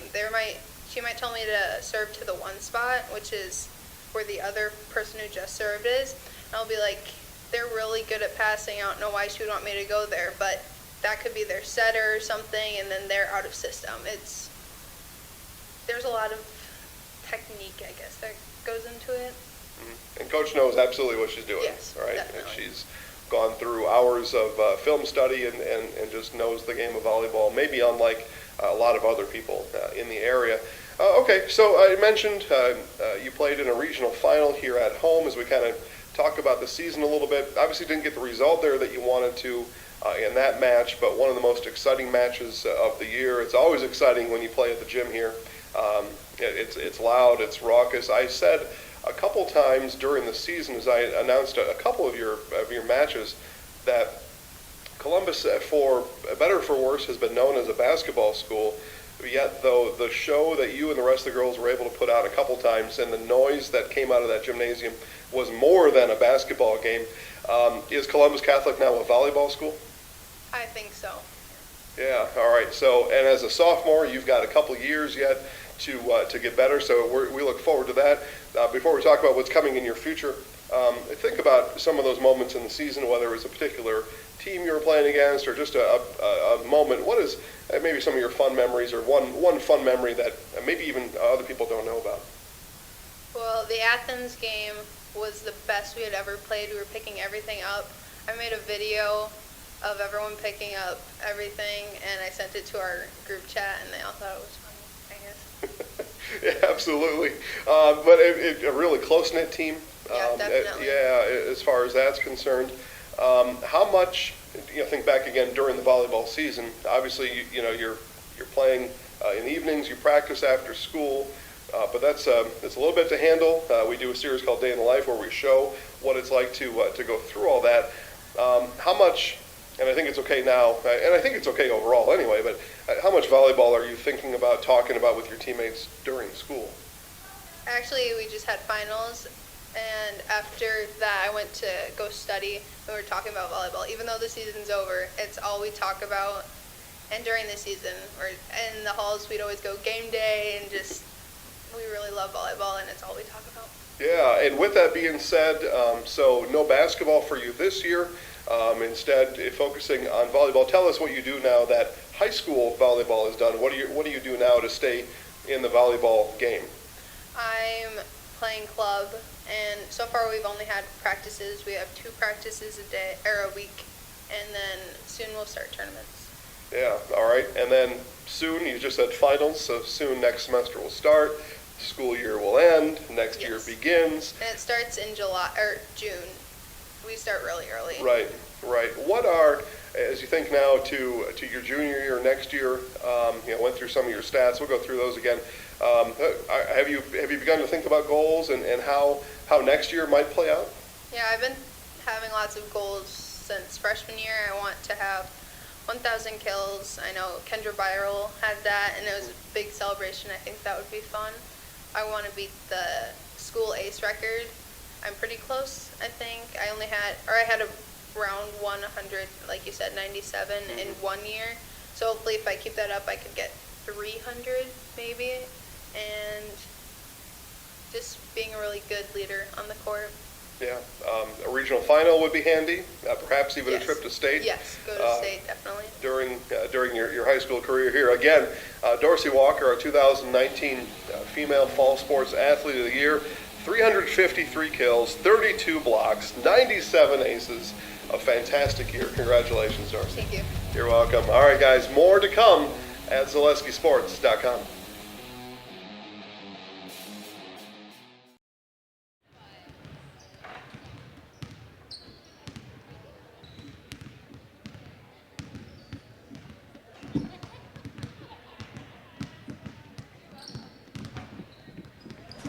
All right, back here in Auburndale as we get ready for half number 2. Again, 24-21. Neillsville leads after one half of action. Go through first half scoring with you here. Leading all scores is Neillsville's Allie Shanegarth. Shanegarth with 8 points in the first half. Jaden Barth with 5. Emma Mosley, Bella Opelt with 4.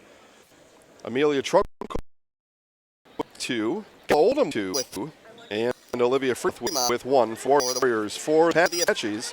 Leading Auburndale in scoring is Caitlin Kinger with 7 points. Georgie Schmutzer has 5. Nat Owie with 4 points. Isabel Hilber with 3. And Haley Grimm with 2 points. 24-22 is where we will start action here in half number 2.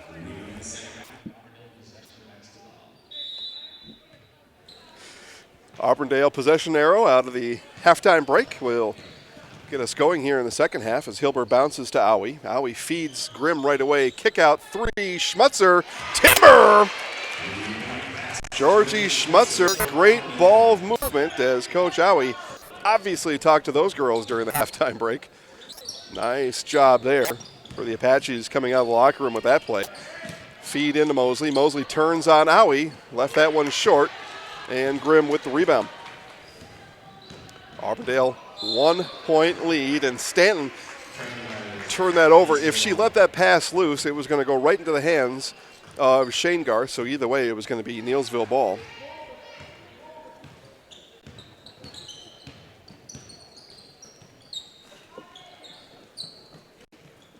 Shanegarth up top.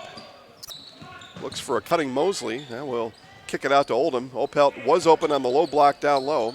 Now Mosley up top will get it to Opelt on the wing.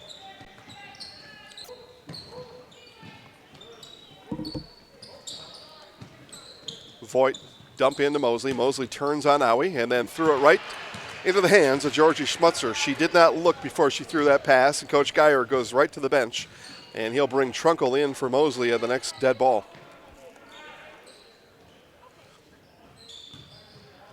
Up top to Hilber. Hilber off the bottom of her, or top of her foot. Now picks up her dribble, gives it back to Schmutzer. Stanton bounces to Schmutzer in the corner. Schmutzer again up top to Hilber.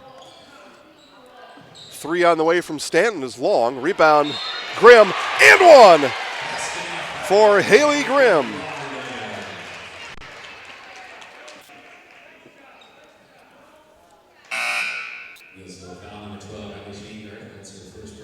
So Shanegarth picks up the foul, first foul of any kind here, and Shanegarth follows Mosley to the bench. Barth and Trunkel in their place. And Grimm completes a 3-point play, and Auburndale, with their biggest lead of the game, they're up by 4, 28-24, 16:20 left. Trunkel hands off to Barth. Barth over to the corner to Voigt. Voigt looks at a cutting Oldham. Now spins, kick out Barth. 3 on the way, no good, and rebound by Hilber. Hilber quickly up ahead to Schmutzer. Schmutzer turns baseline, cut off there by Trunkel. Kick out to Hilber, right back to Schmutzer. Corner 3, Timber! Hilber's got 6.5. She's got 11 on the game, and Coach Geyer calls the timeout. 15:50 left. Auburndale up by 7. Wondering what to feed your team after work, the game, or this weekend? Chips Hamburgers in Marshfield and Wisconsin Rapids has tasty, char-broiled burgers for any hungry appetite. From the classic hamburger to the famous Chips Champ and everything in between, check out our daily specials. Stop inside to enjoy your meal with comfortable seating. See our complete menu of burgers, hot ham and cheese, hot beef, chicken, and fish, fries, rings, curds, and ice cream served year-round. In a hurry? Same great menu in the drive-thru. Chips Hamburgers in Marshfield and Wisconsin Rapids.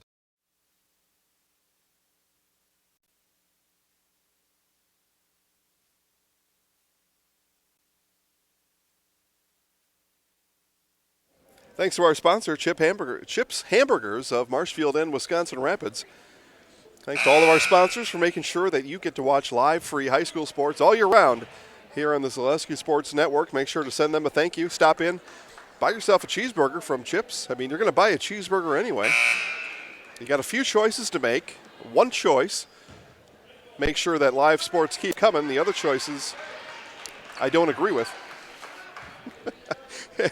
At least not today. Now listen, you got to make a choice every now and then. But Chips Hamburgers, thank you very much for sponsoring live high school sports.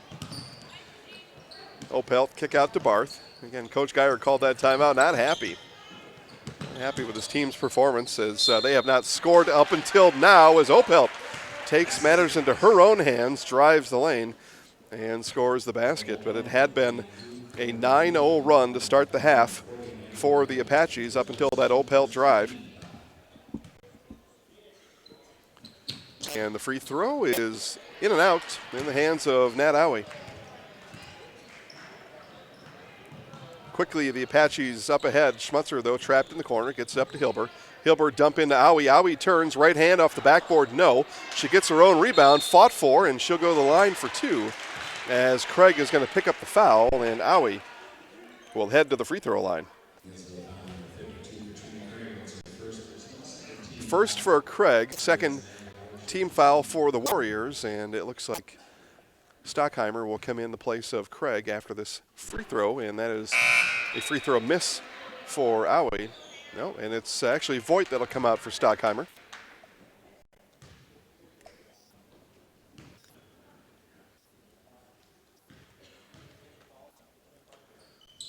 And second for Owie, no good, so Owie comes up empty at the free throw line. 2 for 4 free throw shooting today. Made both free throw attempts in the first half.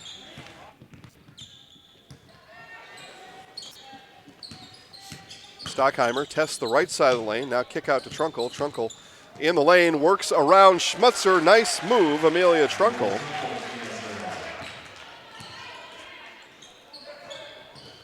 Warriors within 3. Auburndale with the ball. Apaches look to build on that lead. Hilber left alone in the corner. Now throw goes to nowhere in particular. Opelt bats it up ahead, but can't find the handle on it. She tried to tip it up ahead to herself. The Apaches now will inbound and stay with the.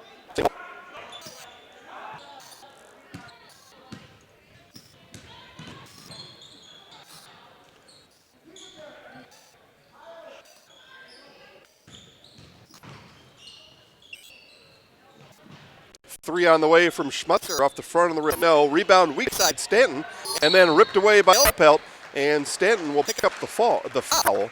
It'll be team foul number 2, and the third foul of the game for Taylor Stanton.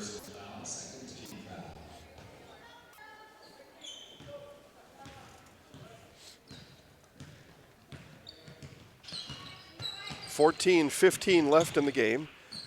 Hilber watches over Opelt. Now Stockheimer in the lane. Kick out to Trunkel. Trunkel showed ball.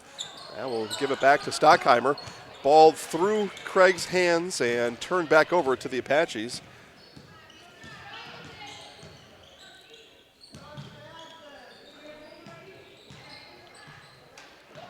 Stanton with it up top. Now gives it off to Schmutzer. Schmutzer dumps into Owie. Owie turns, finds 3 Warriors in front of her. Ball worked all the way back around Stanton. 3 off the front of the rim, no. And last off of Opelt. Auburndale will inbound with 13:41 left.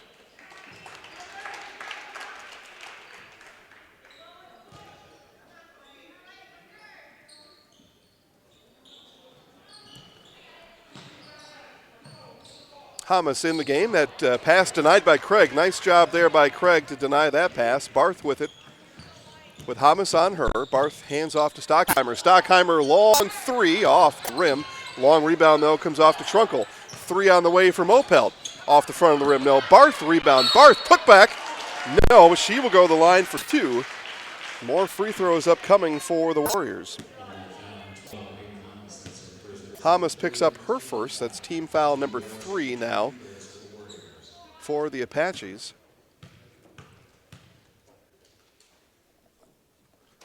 And free throw is up and good for Jaden Barth.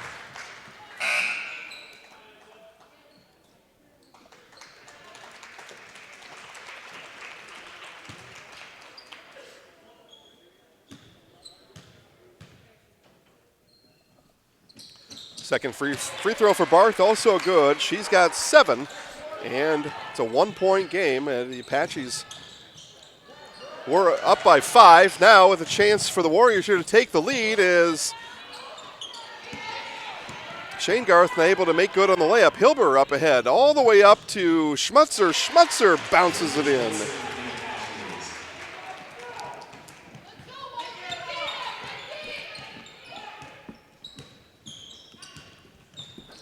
Shane Garth gives off to Trunkle. Trunkle to Barth. Barth looked after there by Poplinski.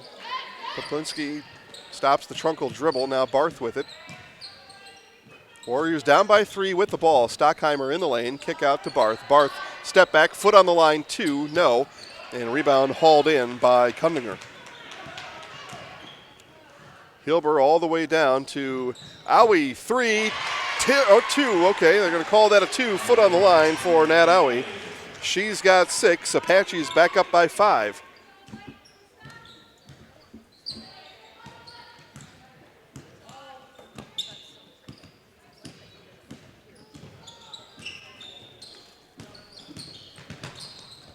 Trunkle to Shane Garth. Shane Garth temporarily lost it. Up on the shot, and she will go to the line for 2.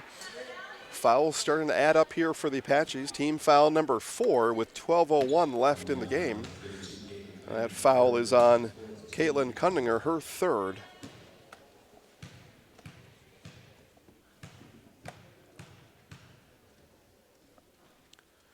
First for Shane Garth is good.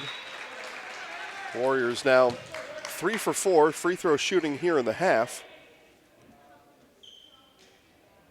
They're 3 for 6 in the first half from the stripe.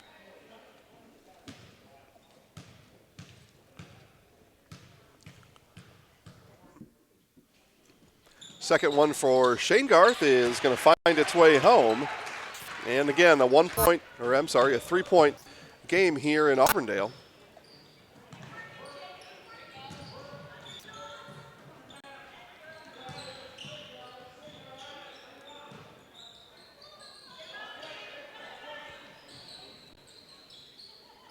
Anna Marie Owie battles in the corner. Now regains her dribble. Barth on her. Gives it out to Nat Owie. Now right back to Nat. Over to Anne Marie. Anne Marie is going to be just short. Mosley brings down the rebound. Under 11.5 to play. 3-point game. Apaches hold on to the 3-point lead. Opeld in the lane. Bounce past Shane Garth. Shane Garth going to give it off to Mosley. Mosley into Craig. Nice pass. Mosley to Craig.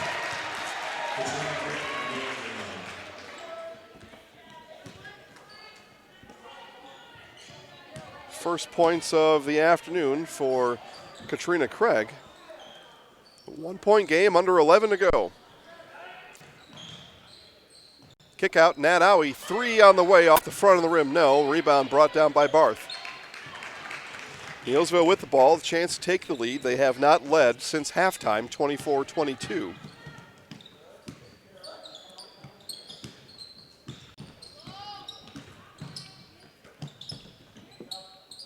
Opelt all the way cross court to Barth. Barth back to Mosley, left alone for 3. Took a step, now a step back. On the drive, cut off there, bounces it to Barth. Over to Opelt. Barth, corner 3, Timber! Jaden Barth gives the Warriors their first lead since we started the second half. And a foul is going to come on Shane Garth on this side of the half-court line. Warriors extending pressure. Shane Garth, though, got behind Poplinski, and I think that was, and then the wraparound, it was an easy foul to call. 10:07 left, Neillsville leads by 2. Gross Motors of Neillsville is your Dodge, Jeep, and Ram dealer in central Wisconsin. Gross Motors of Neillsville, conveniently located on Highway 10, is ready for you to take a test drive today. See their selection of new and used Dodge, Jeep, and Ram vehicles in person, or browse online to see hundreds of vehicles at grossauto.com. Trades are welcome and all offers will be considered. Gross Motors of Neillsville is your Dodge, Jeep, and Ram dealer. See Gross Motors of Neillsville today. Again, that's grossauto.com.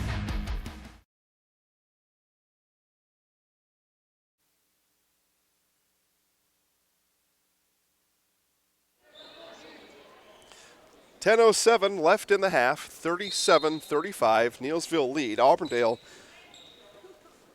out of the Auburndale timeout. And Shane Garth harassing Owie. Now Opelt, and finally the steal is had. And then the foul on Anna Marie Owie. And that'll be another foul here for these Apaches. That's Owie's third. It's team foul number 5 on Auburndale as Coach Geyer tells the officials, nice call. He's complimentary too. Hey, we all are. Under 10 to play. Neillsville with the ball in the 2-point lead. Opelt attempted to cross over Hilber. Hilber stayed with her. Shane Garth on the wing. Drives on Stanton. Right hand scoop shot for Allie Shane Garth. Warriors now up by 4. It's been a 6-0 Neillsville run. Into Owie. Owie turns right hand. Missed that one. Rebound comes off to Haley Grimm. And ball out of bounds. Stay with Auburndale.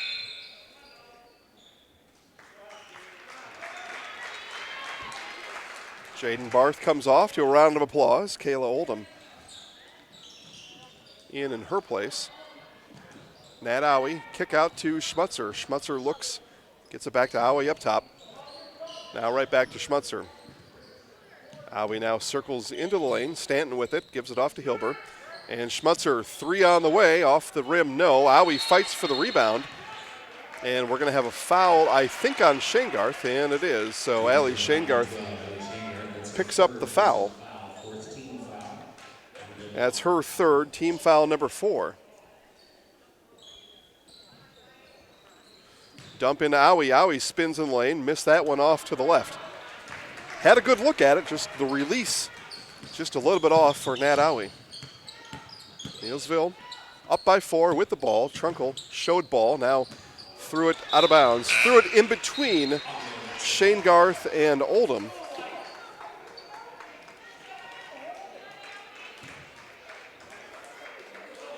Coach Geyer thought maybe somebody was held over there. I don't think that was the case. Pass just got away from Shane Garth. Now Grimm's going to throw this one away, and it's going to come all the way down to Owie and right in front of us here in the over and back. We had the best look at it right here. But over and back was the call. Turned over back to the Warriors. Stockheimer will inbound, gets it into Opelt. Opelt kick out. Mosley had an open 3, now puts the ball on the ground, gets it out to Trunkel. Trunkel through the lane, and she will shoot 2 as she was tripped in her way through. It may have been a foul on Schmutzer, and it was on Hilber, okay. So Hilber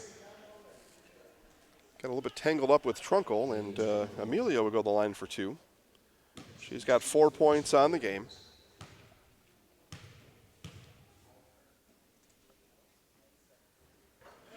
And free throw up and good for Trunkel. That was the second foul for Hilber on the game. 6 for the Apaches. Now with 8:37 left, could be a lot of free throws coming up for the Warriors.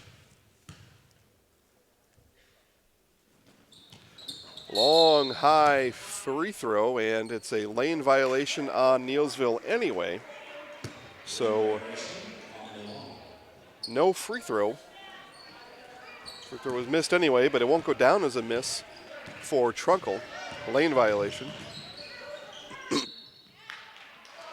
And that foul, I believe, is on Opelt. So now Warriors will start adding up fouls on the scoreboard as well. That's team foul number 5, so they've got 5. Auburndale with 6, and the third personal foul on Bella Opelt. So she and Shane Garth both with 3. It's still 8.5 minutes to go in this one, which means still plenty of time to invite your friends, tell them how you found the game so they can watch it too. Over to Hilber. Hilber up to Owie.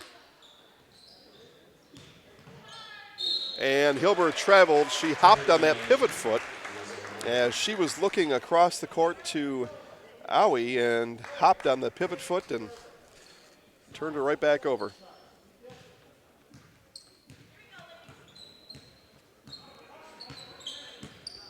Eight minutes left here in this one. Shane Garth with the ball. Probing, kicks back out to Opelt. Oldham dumps into Opelt. Opelt's going to turn on Hilber, turns all the way around and got too far under the rim. Rebound by Poplinski. Poplinski had a steam. Kick out Owie. 3 is long, and rebound comes to Oldham. Warriors retain a 5-point lead, 7:30 left.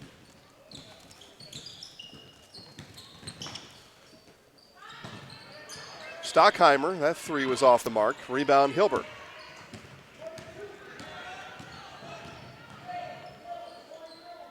In the corner to Schmutzer. Schmutzer looked into Poplinski. Now we'll take it back up top to Hilbert. Gets it right back.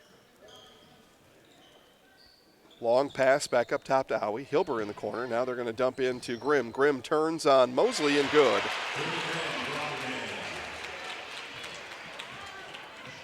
Seven points for Haley Grimm. Lead trimmed to 3. Opelt made space for herself on the free throw line. Short on the shot. Hilbert with the rebound. Auburndale turns the other way. They can tie on this possession with a 3. Schmutzer baseline jumper is good.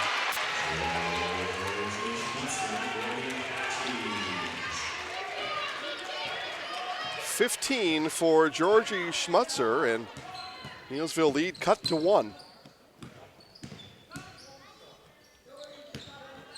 Mosley looked at the rim. Now we'll give it off to Stockheimer. Stockheimer works on Poplinski, gives it back to Mosley.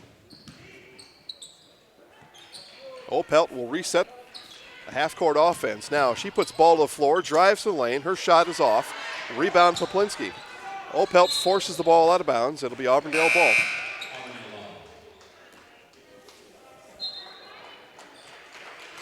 Stockheimer comes off. Jaden Barth comes in her place. Hilber and Owie sit for Coach Owie's Apaches. In is Hamas and Kundinger. Schmutzer surveys over the top of Shane Garth. Gets it right back in the corner. Dump into Grimm. Grimm turns on Mosley. Now Kundinger gets it to Schmutzer. Alone for 3 off the front of the rim. No. And rebound ripped out by Mosley. Nice job by Mosley. Mosley brings the ball up court. He's got Barth in front of her. Now hands it off to her from behind. Barth circles to the top. Gives it back to Mosley.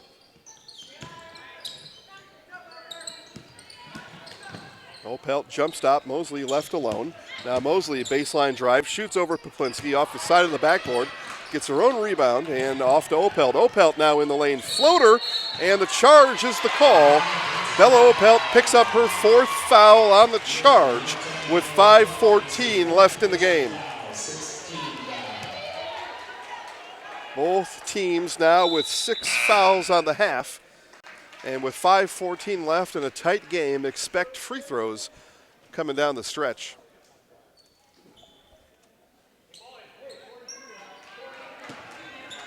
Shane Garth went for the steal, almost had it. Hamas brings it up court for the Apaches, and it's a carry, turnover back to the Warriors.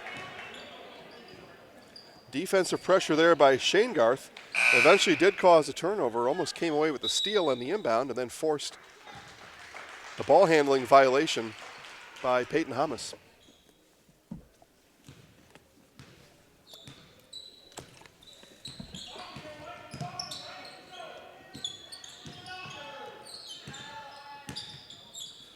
Mosley hands off to Shane Garth. Shane Garth with Hilber watching over her.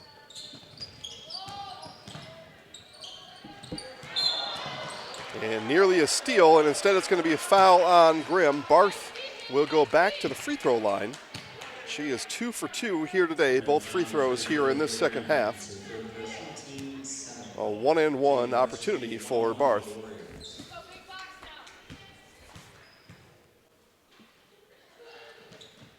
And free throw bounces off the rim, backboard and down for Barth. 2-point Warrior lead. Bonus free throw upcoming for Barth.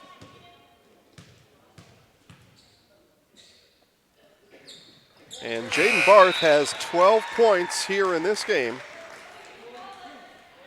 matching Shane Garth's 12.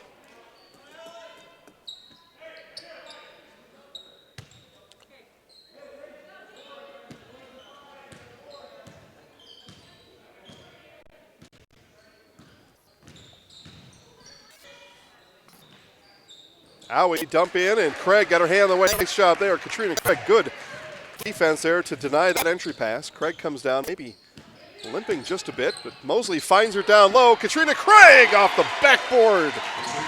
And good.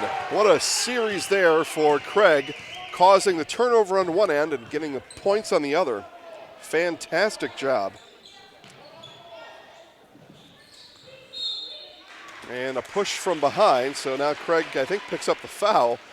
Feeling good about her game, but got a little bit handsy down low. And is her second, team foul number 7, and that aforementioned free throw parade has started here in this game. Cumlinger gets the first to go, earns a bonus free throw. So likely going to need to make free throws here to come out a winner in this Auburndale Holiday Classic Championship game. Cumlinger matches Barth's free throws, and it's a 3-point Neillsville lead.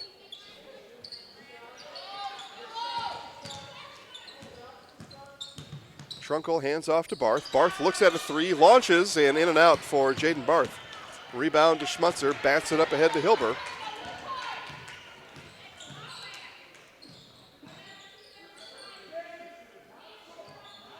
Apaches work the ball around the perimeter. Now the dump in comes to Grimm. Grimm, kick out 3, Owie off the front of the rim. No, Mosley skies for the rebound.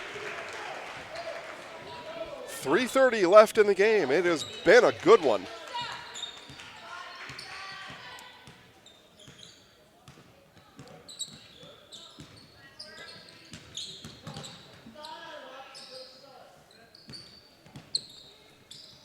The Warriors playing 30 feet from the basket here. Shane Garth with it now. She'll hand off to Barth. Again, Warriors work clock here. 44-41, 3-point lead. Haven't even looked at the rim yet on this possession. Shane Garth now will in the lane, and she's fouled on her way up by Grimm. It'll be free throws coming for Shane Garth.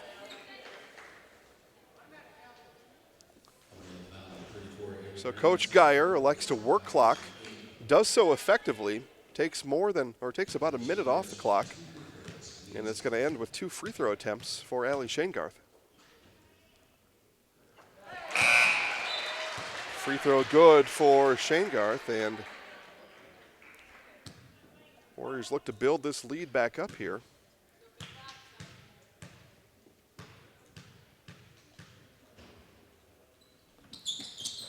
And free throws are good for Shane Garth. Opelt will come back in for Coach Geyer. She's got 4 fouls. And she'll come in for Barth. Jaden Barth gets a nice round of applause here at Tim Anderson Gymnasium in Auburndale. 46-41. Auburndale now needs to find some offense. Can't come away with empty possessions with less than 3 to play. Stanton. The rebound, though, by Grimm. Nice job by Grimm. Rebound came right into her hands. She handled it well and got it back up and good. So Apaches did what they had to do, got points, now need a stop. 2:30, and again, Coach Geyer is going to elect to run some clock here if he can.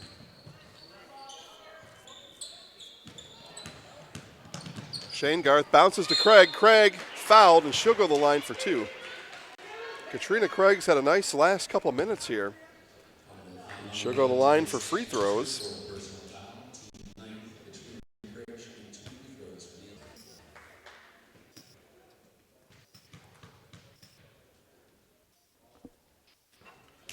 Warriors were 9 for 9 in the half from the line, now 9 for 10.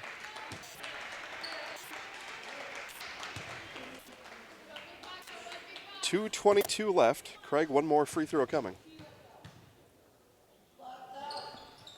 And gets that one to drop in. She's got 3.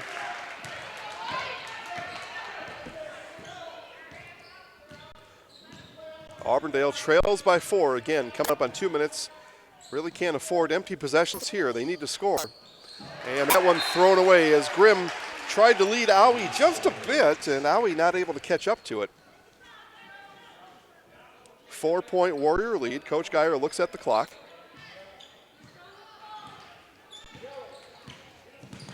Looking to run some more time. It'll be under 2 minutes. And Shane Garth gets the ball from Mosley. Again, the Warriors play 25 feet plus from the basket. Shane Garth dribbles, now dribbles back out, gets it out to Trunkle. And Trunkle fouled by Stanton.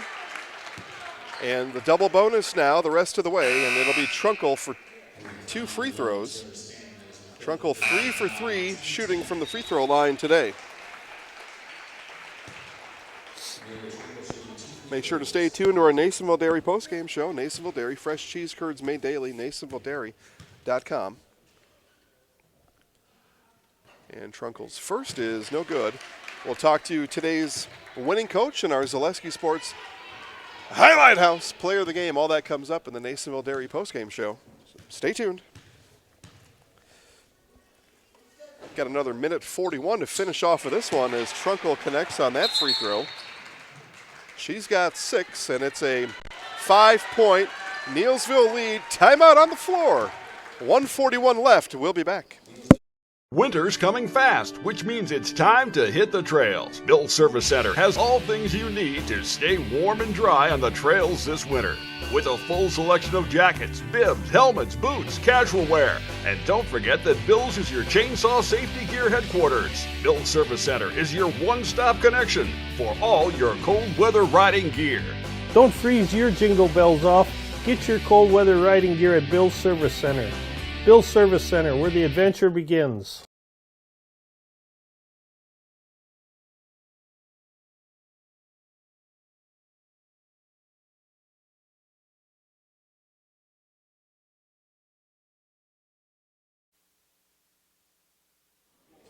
Thanks to our friends at Bill's Service Center for helping to sponsor live free high school sports.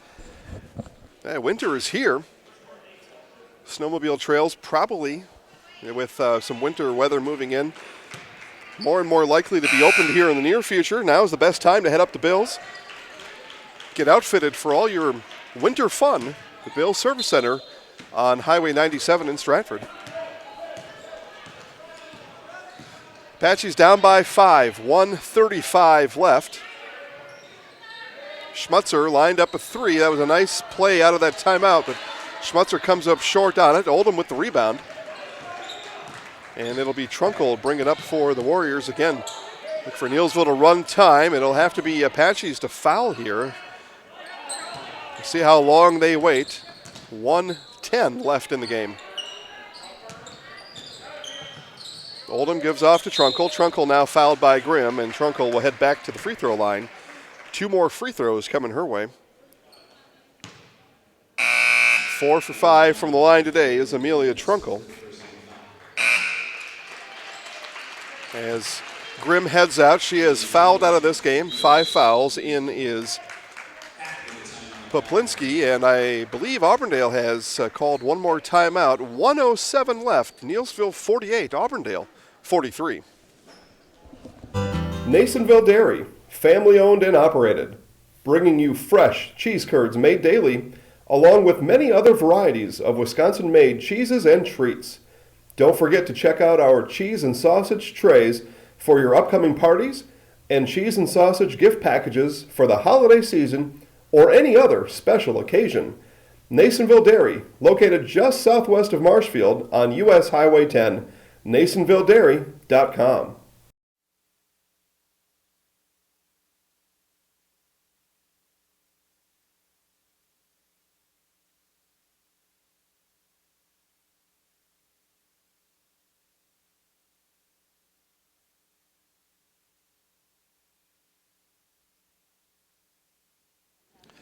All right, the final 107 left here from Tim Anderson Gymnasium in Neillsville. Coach Weyauwega called the Auburndale Apache timeout. Trying to get his girls set up for this final 107 here. It'll be 2 free throws, though, first.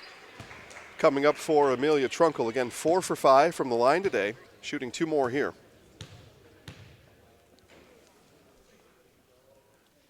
And that one rattles out for Trunkle. Now 4 for 6 from the line. Again, Neillsville hanging on to a 5-point lead.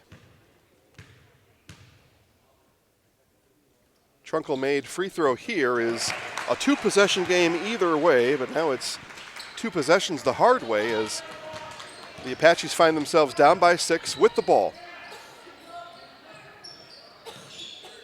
Poplinski at the elbow, and they're going to say no shot. And instead it's a Coach Weyauwega timeout. One more timeout here on the floor. 57 seconds remain.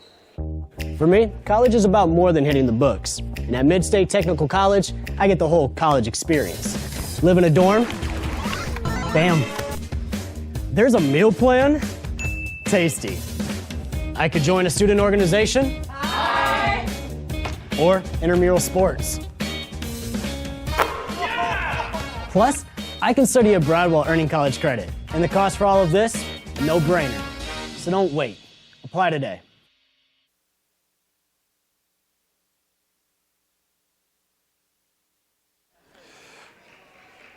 Tim Anderson Gymnasium, 57.3 seconds left. It'll be an inbound to Weyauwega over to Hilber.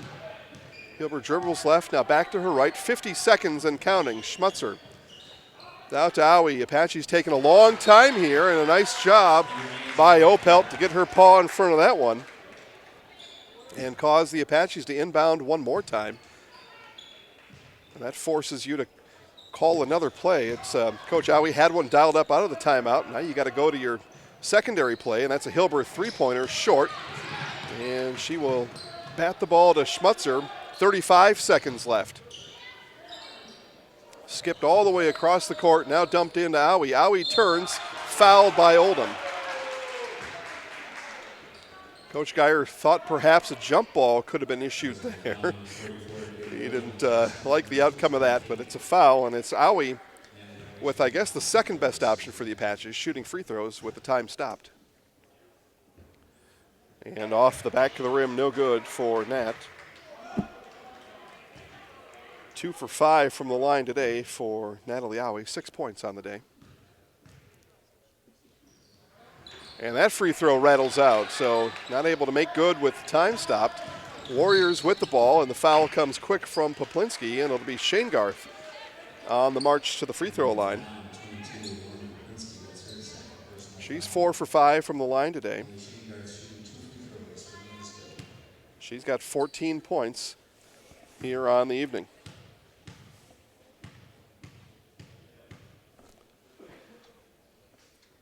That one no good. I say evening, it's afternoon. It gets dark so early. Time is really irrelevant, but I suppose it's afternoon. All right. So Mosley and Oldham retreat. We'll let Shane Garth shoot this one by herself. 23 seconds left, and now a 3-possession game as Shane Garth had to hit one to make that happen. She did, and probably too much now for the Apaches to come back from.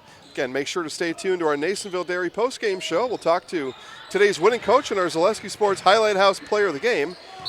And the foul comes with 11 seconds left. And it'll be a Neillsville Warrior win. They will move their record to 7-1. Auburndale will fall to 7-3, and Neillsville will put the finishing touches on a 2019 Auburndale Holiday Classic championship.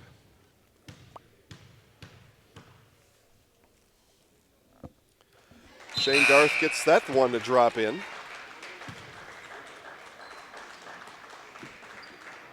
6 for 7 from the line in the half is Shane Garth.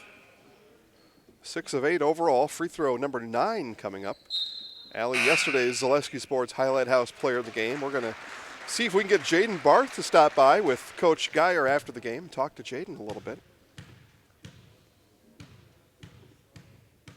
No promises. As we put, often we put Coach in charge of that player. We'll see, though, what he does. But nice job by Shane Garth as she finishes her night, and about to finish this game here. Owie long three off the backboard, missed the mark, and Neillsville will come away with the win here in the 2019 Auburndale Holiday Classic. They are 2019 champions with the 52-43 win here today. Again, the Neillsville Dairy postgame show comes up next. Neillsville Dairy, fresh cheese curds made daily, neillsvilledairy.com. We'll be back with Coach Geyer and our Zaleski Sports Highlight House player of the game after this. Taqueria El Sol is serving the most authentic Mexican food in central Wisconsin. Taqueria El Sol is located in Marshfield on South Central Avenue and 17th Street. Open 7 days a week, Taqueria El Sol makes fresh salsa and guacamole daily, along with a full menu of family recipes. The grocery store is also open for your convenience with dry, refrigerated, and frozen goods to serve your family the most authentic Mexican food in central Wisconsin. Taqueria El Sol on South Central Avenue in Marshfield.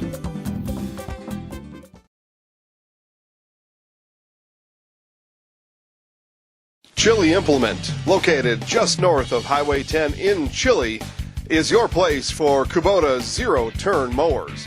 If your lawn is big or small, we have all the lawn care solutions for you. Check out our 60-inch deck. Kubota powerful, precise, proven. Chili Implement is your choice for Kubota, Case IH, and Gale. Chili Implement, open 6 days a week to serve you. Chili Implement.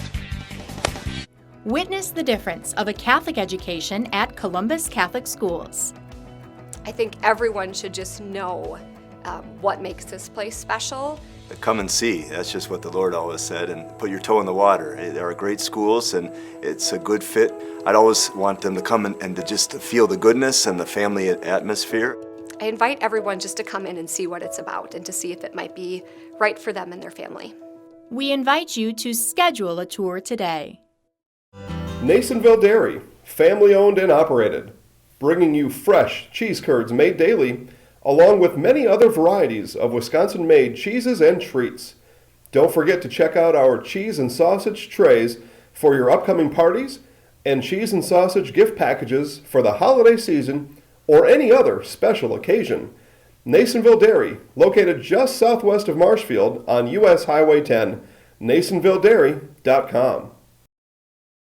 All right, back here in Auburndale, Neillsville Dairy postgame show, Neillsville Dairy fresh cheese curds made daily, neillsvilledairy.com. Here with Neillsville head coach John Geyer and our Zaleski Sports Highlight House player of the game, Jaden Barth. Coach, we'll talk to you first. 52-43 and 2019 Auburndale Holiday Classic champions. Tell us all about it. It was a struggle. We really struggled in the first half. We turned the ball over way too many times and struggled a little bit early from the free throw line and made some down the stretch. But, you know, I think that's probably some credit to, not probably, it is credit to the way Auburndale defends. Dale's got them very well disciplined, and they play hard, and they're physical. They're big and strong kids, and I was really kind of elated to be up 2 at the half, the way the first half went. And you know, I just credit our kids for continuing to work and get through it. And finally, somebody stepped up and hit some big shots for us, and at a time when we needed them desperately. And so, you know, I think our team is pretty good evidence that it does take a team, and it's going to be somebody different all the time for us. And we got a lot of kids that have played some important minutes for us, and we're very pleased to come out of here with the win, and Auburndale is a tough game in Auburndale, I will tell you that. Yeah, it was. Coach, you mentioned the halftime lead, 24-22. Auburndale comes out 9-0 run to start the half. What happened from there? Take us from that point and then say, like, the next 5 minutes, get yourself back in that game after Auburndale comes out of the locker room, hits 9 straight. Yeah, we got caught up, in our zone, we got caught up behind some screens and some post-ups, and we didn't get out to people, and we have a tendency of, if the other team scores, we get in a hurry and try to answer it without running anything. We just come down the floor and try to score in a hurry instead of trying to get something out of our execution. And I think that happened, and they made a little run. We had to call a timeout to kind of stop that run, and then Jaden stepped up and hit some shots there that got us back into it, and we hit some free throws that got us back into it, and defended pretty well from there. But, credit to them for making it tough on us. All right, let's talk to our Zaleski Sports Highlight House player of the game, Jaden Barth. Jaden, 52-43. A comeback win of sorts here today. You did hit a big three-pointer. Coach alluded to that. It really kind of, for us anyway, set that tempo, set the momentum from that point forward. Tell us about your comfort level coming in the second half. Pretty much just execute defense and offensively. When I'm open, shoot the ball. If I have an opportunity, pretty much take the opportunity. Yeah, minutes for you were needed off the bench today. Both Bella and Allie in foul trouble. They had 3 fouls at one point. Bella picked up her 4th later. Talk about having to protect those two, but still you staying in your game and performing well. Tell us about that. Pretty much just like rely on the other team too, like on our other teammates and stuff. Just work together. Like I said, execute and stuff. Yep. All right, now we come into the new year. You get to go into the new year off of a win. That's got to be a good feeling. How important was that today? Not only winning the championship here at the host schools tournament, but now heading into the new year with a win under your belt. It feels pretty good that now, like the new year coming, we start off fresh and we're at the top right now, so it's pretty good. Yep, I overheard you got vacation coming up. Tell us all about that. Going to Milwaukee for family Christmas, so that should be fun. Perfect. Well, Milwaukee's nice this time of year. We're hoping they have a hoop down there so she can shoot while she's down there. Stay fresh, right? Yeah. No doubt about that. All right, well, we're going to put you in the house, all right? Is that okay? Yeah. All right, so we'll look right up at the camera. I'll count you down 3, 2, 1. You'll say your name, and I'm in the house, okay? Easy enough, right? Mm-hmm. Ready, Trevor? Trevor says yes. All right, here we go. 3, 2, 1. I'm Jaden Barth, and I'm in the house. Nice job. Congratulations on the win. Nice job. Thanks, Coach. We appreciate it. All right, guys, we're going to take a quick break here. JV game's going to take place, so we will cut out and rejoin the effort after the JV games are done. Again, consolation game starts at 6 p.m. Augusta, Weyauwega-Fremont will be back on the air at 5:40. And then what many are anticipating, big game tonight. It's Auburndale-Neillsville boys basketball. Tip scheduled for 7:45, but as we learned yesterday, those can go early. So we recommend just jump in and watch the consolation game with us at 6, and we'll get you ready for Auburndale-Neillsville at 20 minutes after the finish of that game. We'll see you back here at 5:40. Thanks for watching.